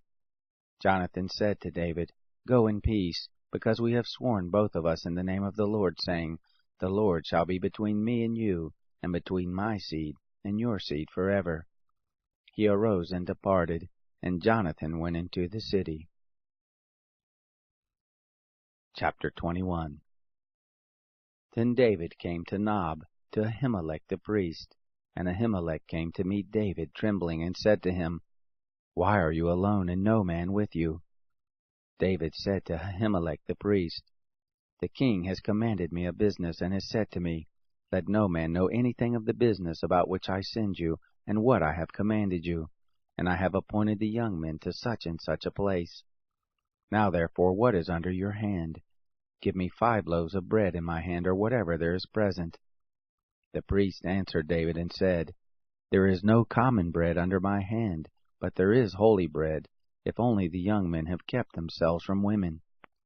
David answered the priest and said to him, Of a truth women have been kept from us about these 3 days. When I came out, the vessels of the young men were holy, though it was but a common journey. How much more then today shall their vessels be holy?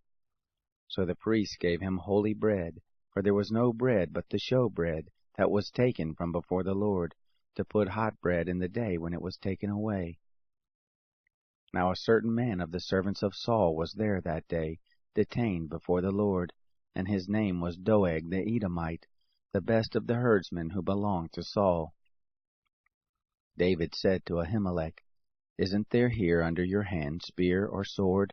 For I have neither brought my sword nor my weapons with me, because the king's business required haste.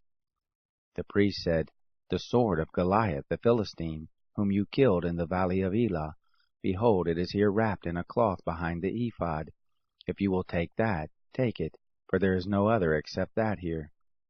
David said, There is none like that. Give it to me. David arose and fled that day for fear of Saul, and went to Achish the king of Gath. The servants of Achish said to him, Isn't this David the king of the land?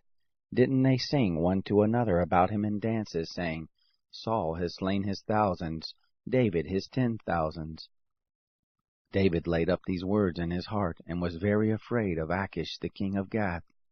He changed his behavior before them, and feigned himself mad in their hands, and scrabbled on the doors of the gate, and let his spittle fall down on his beard. Then Achish said to his servants, Look, you see this man is mad. Why then have you brought him to me? Do I lack madmen, that you have brought this fellow to play the madman in my presence? Shall this fellow come into my house? Chapter 22. David therefore departed from there, and escaped to the cave of Adullam. And when his brothers and all his father's house heard it, they went down there to him, every one who was in distress, and every one who was in debt, and everyone who was discontented gathered themselves to him, and he became captain over them. And there were with him about 400 men. David went there to Mizpah of Moab, and he said to the king of Moab, Please let my father and my mother come forth and be with you, until I know what God will do for me. He brought them before the king of Moab, and they lived with him all the while that David was in the stronghold. The prophet Gad said to David, Don't stay in the stronghold, depart, and go into the land of Judah. Then David departed and came into the forest of Hereth. Saul heard that David was discovered, and the men who were with him. Now Saul was sitting in Gibeah under the tamarisk tree in Ramah, with a spear in his hand, and all his servants were standing about him. Saul said to his servants who stood about him, Hear now, you Benjamites. Will the son of Jesse give every one of you fields and vineyards? Will he make you all captains of thousands, and captains of hundreds, that all of you have conspired against me? And there is none who discloses to me when my son makes a league with the son of Jesse. And there is none of you who is sorry for me, or discloses to me that my son has stirred up my servant against me to lie in wait, as at this day. Then answered Doeg the Edomite, who stood by the servants of Saul, and said, I saw the son of Jesse coming to Nob, to Ahimelech the son of Ahitub. He inquired of the Lord for him, and gave him food, and gave him the sword of Goliath the Philistine. Then the king sent to call Ahimelech the priest, the son of Ahitub, and all his father's house, the priests who were in Nob, and they all came to the king. Saul said, Hear now, you son of Ahitub. He answered, Here I am, Lord. Saul said to him, Why have you conspired against me, you and the son of Jesse, and that you have given him bread and a sword, and have inquired of God for him, that he should rise against me to lie in wait, as at this day? Then Ahimelech answered the king and said, Who among all your servants is so faithful as David, who is the king's son-in-law, and is taken into your counsel, and is honorable in your house? Have I today begun to inquire of God for him? Be it far from me. Don't let the king impute anything to his servant, nor to all the house of my father, for your servant knows nothing of all this, less or more. The king said, You shall surely die, Ahimelech, you and all your father's house. The king said to the guard who stood about him, Turn and kill the priest of the Lord, because their hand also is with David, and because they knew that he fled and didn't disclose it to me. But the servants of the king wouldn't put forth their hand to fall on the priest of the Lord. The king said to Doeg, You turn and fall on the priest. Doeg the Edomite turned, and he fell on the priest, and he killed on that day 85 persons who wore a linen ephod. Nob, the city of the priest, he struck with the edge of the sword, both men and women, children and nursing babies, and oxen and donkeys and sheep with the edge of the sword. One of the sons of Ahimelech, the son of Ahitub, named Abiathar, escaped, and fled after David. Abiathar told David that Saul had slain the Lord's priest. David said to Abiathar, I knew on that day, when Doeg the Edomite was there, that he would surely tell Saul, I have caused the death of all the persons of your father's house. Abide with me, don't be afraid, for he who seeks my life seeks your life. With me you shall be in safety. Chapter 23. They told David, saying, Behold, the Philistines are fighting against Keilah, and are robbing the threshing floors. Therefore David inquired of the Lord, saying, Shall I go and strike these Philistines? The Lord said to David, Go and strike the Philistines, and save Keilah. David's men said to him, Behold, we are afraid here in Judah. How much more if we go to Keilah against the armies of the Philistines? Then David inquired of the Lord yet again. The Lord answered him and said, Arise, go down to Keilah, for I will deliver the Philistines into your hand.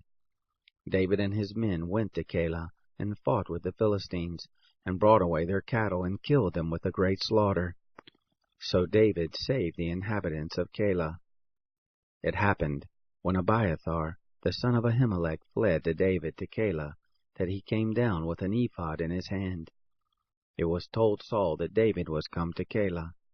Saul said, God has delivered him into my hand, for he is shut in by entering into a town that has gates and bars. Saul summoned all the people to war, to go down to Keilah, to besiege David and his men. David knew that Saul was devising mischief against him, and he said to Abiathar the priest, "Bring here the ephod." Then David said, "O Lord, the God of Israel, your servant has surely heard that Saul seeks to come to Keilah to destroy this city for my sake. Will the men of Keilah deliver me up into his hand? Will Saul come down as your servant has heard? O Lord, the God of Israel, I beg you, tell your servant." The Lord said, "He will come down." Then David said, "Will the men of Keilah deliver up me and my men into the hand of Saul?" The Lord said, "They will deliver you up." Then David and his men, who were about 600, arose and departed out of Keilah, and went wherever they could go. It was told Saul that David was escaped from Keilah, and he gave up going there. David abode in the wilderness in the strongholds, and remained in the hill country in the wilderness of Ziph. Saul sought him every day, but God didn't deliver him into his hand. David saw that Saul had come out to seek his life, and David was in the wilderness of Ziph in the wood. Jonathan, Saul's son, arose and went to David into the wood, and strengthened his hand in God. He said to him, "Don't be afraid, for the hand of Saul my father shall not find you, and you shall be king over Israel, and I shall be next to you, and that also my father Saul knows." The two made a covenant before the Lord, and David abode in the wood, and Jonathan went to his house. Then came up the Ziphites to Saul to Gibeah, saying, "Doesn't David hide himself with us in the strongholds in the woods, in the hill of Hachilah, which is on the south of the desert? Now therefore, O king, come down, according to all the desire of your soul to come down, and our part shall be to deliver him up to the king's hand." Saul said, "Blessed be you of the Lord, for you have had compassion on me. Please go, make yet more sure, and know and see his place where his haunt is, and who has seen him there, for it is told me that he deals very subtly. See therefore and take knowledge of all the lurking places where he hides himself, and come again to me of a certainty, and I will go with you, and it shall happen, if he be in the land, that I will search him out among all the thousands of Judah." They arose and went to Ziph before Saul, but David and his men were in the wilderness of Maon, in the Arabah, on the south of the desert. Saul and his men went to seek him. They told David when he came down to the rock, and abode in the wilderness of Maon. When Saul heard that, he pursued after David in the wilderness of Maon. Saul went on this side of the mountain, and David and his men on that side of the mountain. And David made haste to get away for fear of Saul, for Saul and his men compassed David and his men round about to take them. But there came a messenger to Saul, saying, "Hurry and come, for the Philistines have made a raid on the land." So Saul returned from pursuing after David, and went against the Philistines. Therefore they called that place Selah Hamalekoth. David went up from there, and lived in the strongholds of En-gedi. Chapter 24. It happened, when Saul was returned from following the Philistines, that it was told him, saying, "Behold, David is in the wilderness of En-gedi." Then Saul took 3,000 chosen men out of all Israel, and went to seek David and his men on the rocks of the wild goats. He came to the sheep pens by the way where there was a cave, and Saul went in to relieve himself. Now David and his men were abiding in the innermost parts of the cave. The men of David said to him, "Behold, the day of which the Lord said to you, Behold, I will deliver your enemy into your hand, and you shall do to him as it shall seem good to you." Then David arose, and cut off the skirt of Saul's robe secretly. It happened afterward that David's heart struck him, because he had cut off Saul's skirt. He said to his men, "The Lord forbid that I should do this thing to my Lord, the Lord's anointed, to put forth my hand against him, seeing he is the Lord's anointed." So David checked his men with these words, and didn't allow them to rise against Saul. Saul rose up out of the cave and went on his way. David also arose afterward, and went out of the cave, and cried after Saul, saying, my lord the king." When Saul looked behind him, David bowed with his face to the earth. David said to Saul, "Why do you listen to men's words who say, 'Behold, David seeks your hurt'? Behold, this day your eyes have seen how that the Lord had delivered you into my hand in the cave, and some told me to kill you, but my eyes spared you, and I said, I will not put forth my hand against my Lord, for he is the Lord's anointed. Moreover, my father, look, yes, see the skirt of your robe in my hand, for in that I cut off the skirt of your robe, and didn't kill you. Know you and see that there is neither evil nor disobedience in my hand, and I have not sinned against you, though you hunt after my life to take it.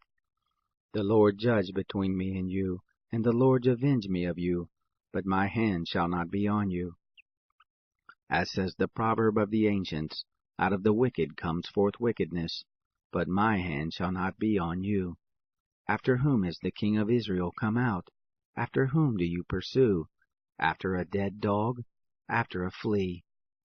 The Lord therefore be judge, and give sentence between me and you, and see, and plead my cause, and deliver me out of your hand." It came to pass, when David had made an end of speaking these words to Saul, that Saul said, "Is this your voice, my son David?" Saul lifted up his voice and wept. He said to David, "You are more righteous than I, for you have rendered to me good, whereas I have rendered to you evil. You have declared this day how that you have dealt well with me, because when the Lord had delivered me up into your hand, you didn't kill me. For if a man finds his enemy, will he let him go away unharmed? Therefore may the Lord reward you in good for that which you have done to me this day. Now behold, I know that you shall surely be king, and that the kingdom of Israel shall be established in your hand. Swear now therefore to me by the Lord, that you will not cut off my seed after me, and that you will not destroy my name out of my father's house." David swore to Saul. Saul went home, but David and his men got them up to the stronghold. Chapter 25. Samuel died, and all Israel gathered themselves together and lamented him, and buried him in his house at Ramah. David arose and went down to the wilderness of Paran. There was a man in Maon whose possessions were in Carmel, and the man was very great, and he had about 3,000 sheep, and 1,000 goats, and he was shearing his sheep in Carmel. Now the name of the man was Nabal, and the name of his wife Abigail, and the woman was of a good understanding, and of a beautiful face. But the man was churlish and evil in his doings, and he was of the house of Caleb. David heard in the wilderness that Nabal was shearing his sheep. David sent 10 young men, and David said to the young men, "Go up to Carmel, and go to Nabal, and greet him in my name. And thus shall you tell him who lives in prosperity, Peace be to you, and peace be to your house, and peace be to all that you have. Now I have heard that you have shearers. Your shepherds have now been with us, and we did them no hurt, neither was there anything missing to them, all the while they were in Carmel. Ask your young men, and they will tell you. Therefore let the young men find favor in your eyes, for we come in a good day. Please give whatever comes to your hand to your servants and to your son David." When David's young men came, they spoke to Nabal according to all those words in the name of David.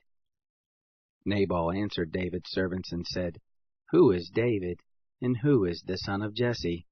There are many servants nowadays who break away from their masters. Shall I then take my bread and my water and my meat that I have killed for my shearers, and give it to men who I don't know where they come from?" So David's young men turned on their way and went back, and came and told him according to all these words. David said to his men, "Put on your sword." They girded every man his sword, and David also grabbed his sword, and there went up after David about 400 men, and 200 stayed with the baggage. But one of the young men told Abigail, Nabal's wife, saying, "Behold, David sent messengers out of the wilderness to greet our master, and he railed at them. But the men were very good to us, and we were not hurt, neither missed we anything as long as we were with them, when we were in the fields. They were a wall to us both by night and by day, all the while we were with them keeping the sheep. Now therefore know and consider what you will do, For evil is determined against our master, and against all his house, for he is such a worthless fellow that one can't speak to him. Then Abigail made haste, and took 200 loaves, and 2 bottles of wine, and 5 sheep ready dressed, and 5 measures of parched grain, and 100 clusters of raisins, and 200 cakes of figs, and laid them on donkeys. She said to her young men, Go on before me, behold, I come after you. But she didn't tell her husband Nabal. It was so, as she rode on her donkey and came down by the covert of the mountain, that behold, David and his men came down toward her, and she met them.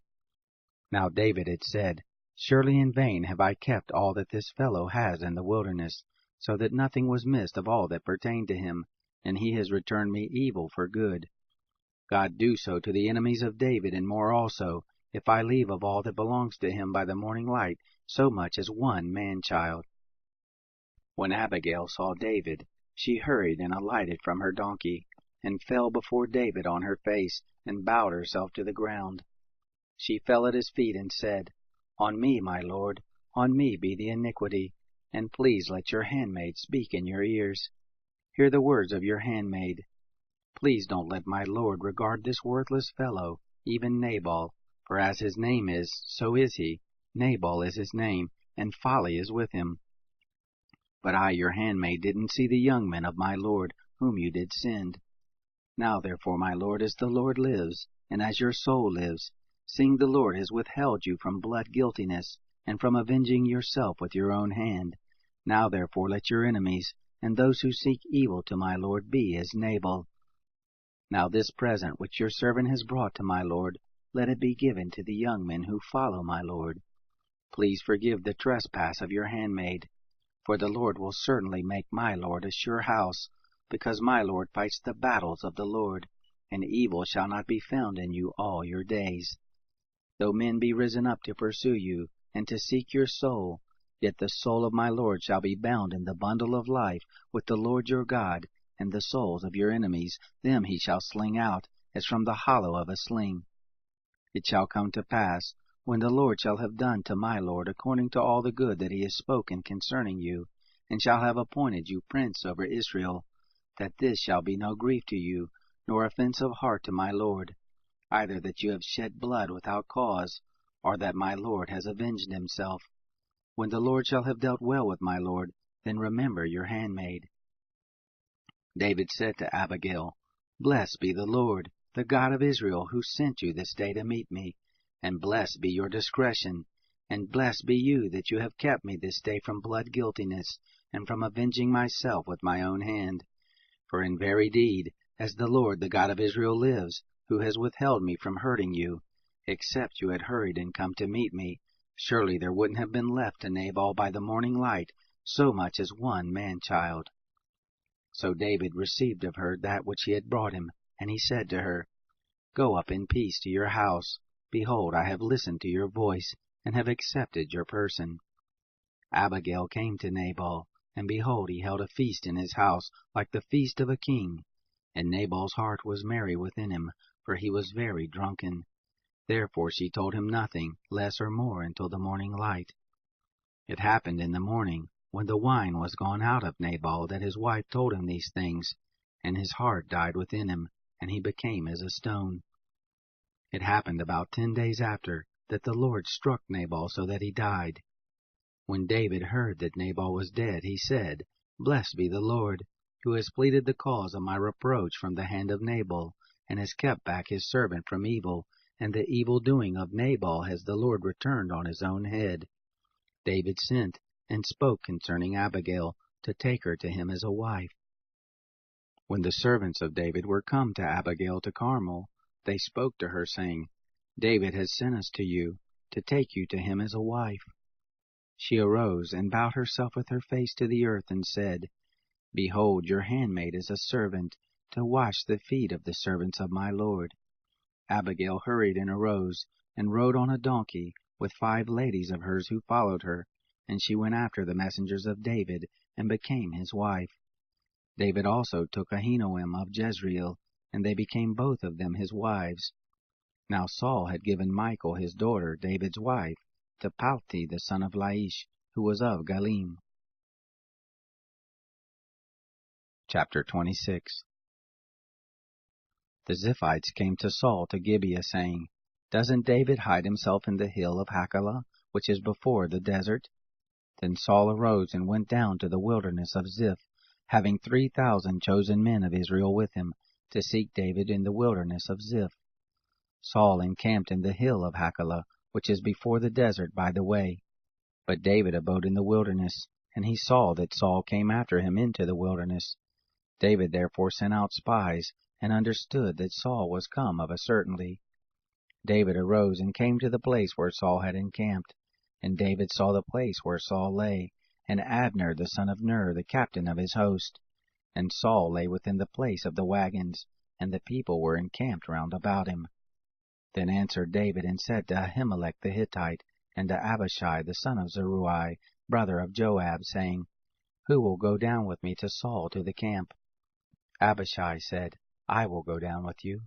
So David and Abishai came to the people by night, and behold, Saul lay sleeping within the places of the wagons, with his spear stuck in the ground at his head, and Abner and the people lay round about him.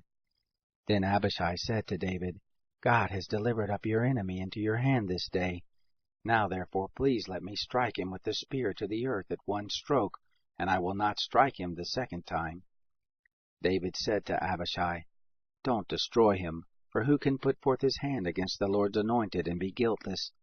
David said, As the Lord lives, the Lord will strike him, or his day shall come to die, or he shall go down into battle and perish. The Lord forbid that I should put forth my hand against the Lord's anointed. But now please take the spear that is at his head, and the jar of water, and let us go. So David took the spear and the jar of water from Saul's head, and they got away, and no man saw it, nor knew it, neither did any awake, for they were all asleep, because a deep sleep from the Lord was fallen on them. Then David went over to the other side, and stood on the top of the mountain afar off, a great space being between them. And David cried to the people, and to Abner the son of Ner, saying, Don't you answer, Abner? Then Abner answered, Who are you who cries to the king? David said to Abner, Aren't you a valiant man? And who is like you in Israel? Why then have you not kept watch over your lord the king? For there came one of the people in to destroy the king your lord. This thing isn't good that you have done. As the Lord lives, you are worthy to die, because you have not kept watch over the king, the Lord's anointed. Now see where the king's spear is, and the jar of water that was at his head. Saul knew David's voice, and said, Is this your voice, my son David? David said, It is my voice, my lord, O king. He said, Why does my lord pursue after his servant? For what have I done, or what evil is in my hand? Now therefore please let my lord the king hear the words of his servant. If it be the Lord has stirred you up against me, let him accept an offering. But if it be the children of men, cursed be they before the Lord, for they have driven me out this day, that I shouldn't cling to the Lord's inheritance, saying, Go serve other gods. Now therefore don't let my blood fall to the earth away from the presence of the Lord, for the king of Israel has come out to seek a flea, as when one does hunt a partridge in the mountains. Then Saul said, I have sinned. Return, my son David, for I will no more do you harm, because my life was precious in your eyes this day. Behold, I have played the fool, and have erred exceedingly. David answered, Behold the spear, O king. Let then one of the young men come over and get it. The Lord will render to every man his righteousness and his faithfulness, because the Lord delivered you into my hand today, and I wouldn't put forth my hand against the Lord's anointed. Behold, as your life was much set by this day in my eyes, so let my life be much set by in the eyes of the Lord, and let him deliver me out of all oppression. Then Saul said to David, Blessed be you, my son David. You shall both do mightily, and shall surely prevail. So David went his way, and Saul returned to his place. Chapter 27. David said in his heart, I shall now perish one day by the hand of Saul. There is nothing better for me than that I should escape into the land of the Philistines, and Saul will despair of me, to seek me any more in all the borders of Israel, so I shall escape out of his hand. David arose and passed over, he and the 600 men who were with him, to Achish the son of Maoch, king of Gath. David lived with Achish at Gath, he and his men, every man with his household, even David with his 2 wives, Ahinoam the Jezreelitess, and Abigail the Carmelitess, Nabal's wife. It was told Saul that David was fled to Gath, and he sought no more again for him. David said to Achish, If I have now found favor in your eyes, let them give me a place in one of the cities of the country, that I may dwell there, for why should your servant dwell in the royal city with you? Then Achish gave him Ziklag that day. Why, Ziklag pertains to the kings of Judah to this day. The number of the days that David lived in the country of the Philistines was a full year and 4 months. David and his men went up and made a raid on the Geshurites and the Girzites and the Amalekites, for those nations were the inhabitants of the land who were of old, as you go to Shur, even to the land of Egypt. David struck the land, and saved neither man nor woman alive, and took away the sheep, and the oxen, and the donkeys, and the camels, and the clothing, and he returned and came to Achish. Achish said, Against whom have you made a raid today? David said, Against the south of Judah, and against the south of the Jerahmeelites, and against the south of the Kenites. David saved neither man nor woman alive to bring them to Gath, saying, Lest they should tell of us, saying, So did David, and so has his manner been all the while he has lived in the country of the Philistines. Achish believed David, saying, He has made his people Israel to utterly hate him. Therefore he shall be my servant forever. Chapter 28. It happened in those days that the Philistines gathered their host together for warfare, to fight with Israel. Achish said to David, Know assuredly that you shall go out with me in the host, you and your men. David said to Achish, Therefore you shall know what your servant will do. Achish said to David, Therefore I will make you keeper of my head forever. Now Samuel was dead, and all Israel had lamented him and buried him in Ramah, even in his own city. Saul had put away those who had familiar spirits and the wizards out of the land. The Philistines gathered themselves together, and came and encamped in Shunem. And Saul gathered all Israel together, and they encamped in Gilboa. When Saul saw the host of the Philistines, he was afraid, and his heart trembled greatly. When Saul inquired of the Lord didn't answer him, neither by dreams, nor by Urim, nor by prophets. Then Saul said to his servants, Seek me a woman who has a familiar spirit, that I may go to her, and inquire of her. His servants said to him, Behold, there is a woman who has a familiar spirit at Endor. Saul disguised himself, and put on other clothing, and went, he and 2 men with him, and they came to the woman by night, and he said, Please divine to me by the familiar spirit, and bring up whoever I shall name to you. The woman said to him, Behold, you know what Saul has done, how he has cut off those who have familiar spirits and the wizards out of the land. Why then are you laying a snare for my life to cause me to die? Saul swore to her by the Lord, saying, As the Lord lives, there shall no punishment happen to you for this thing. Then the woman said, Whom shall I bring up to you? He said, Bring me up Samuel.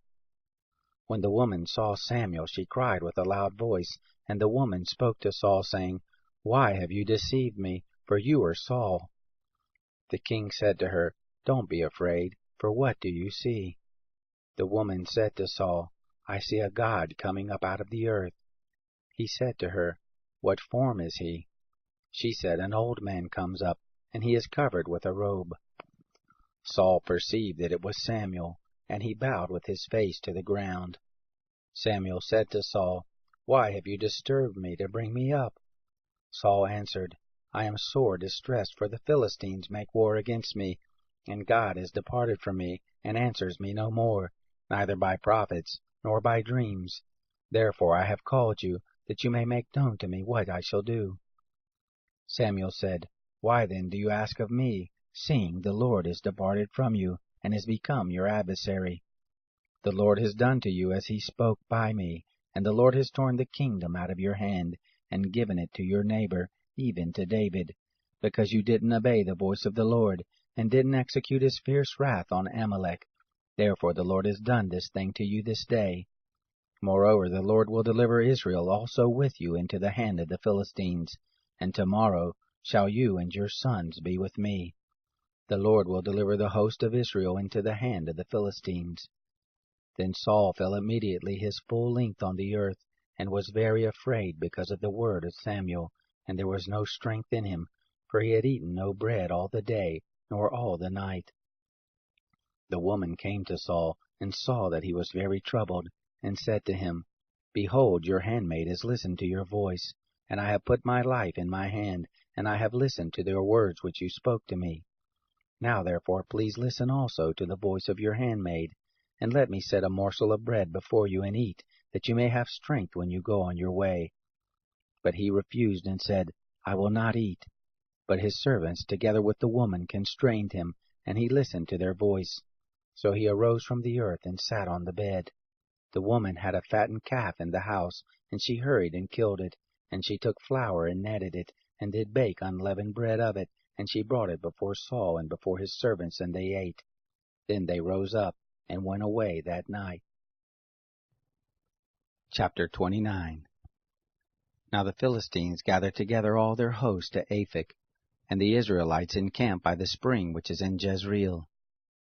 The lords of the Philistines passed on by hundreds and by thousands, and David and his men passed on in the rear guard with Achish. Then the princes of the Philistines said, Why are these Hebrews here? Achish said to the princes of the Philistines, Isn't this David, the servant of Saul, the king of Israel, who has been with me these days, or rather these years, and I have found no fault in him since he fell away to me to this day? But the princes of the Philistines were angry with him, and the princes of the Philistines said to him, Make the man return, that he may go back to his place where you have appointed him, and let him not go down with us to the battle, lest in the battle he become an adversary to us. For with what should this fellow reconcile himself to his Lord? Should it not be with the heads of these our men? Is not this David, of whom they sang one to another in dances, saying, Saul has slain his thousands, and David his 10,000s? Then Achish called David to him, and said to him, As the Lord lives, you have been upright, and your going out and your coming in with me in the host is good in my sight.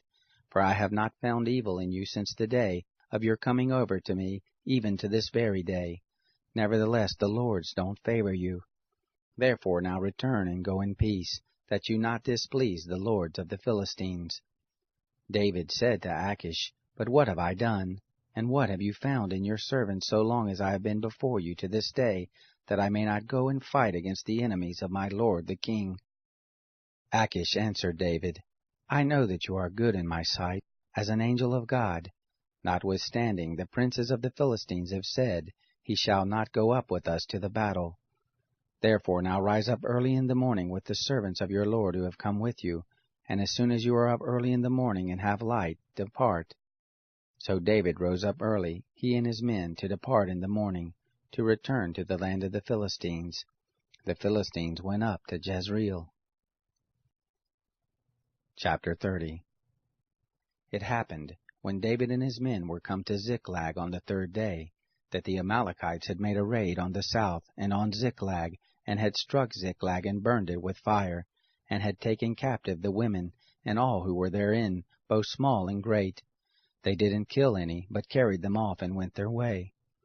When David and his men came to the city, behold, it was burned with fire, and their wives and their sons and their daughters were taken captive. Then David and the people who were with him lifted up their voice and wept, until they had no more power to weep. David's 2 wives were taken captive, Ahinoam the Jezreelitess, and Abigail the wife of Nabal the Carmelite. David was greatly distressed, for the people spoke of stoning him, because the soul of all the people was grieved, every man for his sons and for his daughters. But David strengthened himself in the Lord his God. David said to Abiathar the priest, the son of Ahimelech, Please bring me here the ephod. Abiathar brought there the ephod to David. David inquired of the Lord, saying, If I pursue after this troop, shall I overtake them? He answered him, Pursue, for you shall surely overtake them, and shall without fail recover all. So David went, he and the 600 men who were with him, and came to the brook Besor, where those who were left behind stayed. But David pursued, he and 400 men, for 200 stayed behind, who were so faint that they couldn't go over the brook Besor. They found an Egyptian in the field, and brought him to David, and gave him bread, and he ate, and they gave him water to drink. They gave him a piece of cake, of figs, and 2 clusters of raisins. And when he had eaten, his spirit came to him again, for he had eaten no bread, nor drunk any water 3 days and 3 nights. David said to him, To whom do you belong, and from where do you come? He said, I am a young man of Egypt, servant to an Amalekite, and my master left me, because 3 days ago I fell sick. We made a raid on the south of the Cherethites, and on that which belongs to Judah, and on the south of Caleb, and we burned Ziklag with fire. David said to him, Will you bring me down to this troop? He said, Swear to me by God that you will neither kill me, nor deliver me up into the hands of my master, and I will bring you down to this troop. When he had brought him down, behold, they were spread abroad over all the ground, eating and drinking and dancing, because of all the great spoil that they had taken up out of the land of the Philistines, and out of the land of Judah. David struck them from the twilight even to the evening of the next day, and there was not a man of them that escaped, except 400 young men who rode on camels and fled. David recovered all that the Amalekites had taken, and David rescued his 2 wives. There was nothing lacking to them, neither small nor great, neither sons nor daughters, neither spoil, nor anything that they had taken to them. David brought back all. David took all the flocks and the herds which they drove before those other cattle, and said, This is David's spoil. David came to the 200 men who were so faint they could not follow David, whom also they had made to stay by the brook Besor, and they went forth to meet David, and to meet the people who were with him. And when David came near to the people, he greeted them. Then answered all the wicked men and base fellows of those who went with David, and said, Because they didn't go with us, we will not give them anything of the spoil that we have recovered, except to every man his wife and his children, that he may lead them away and depart. Then David said, You shall not do so, my brothers, with that which the Lord has given to us, who has preserved us, and delivered the troop that came against us into our hand.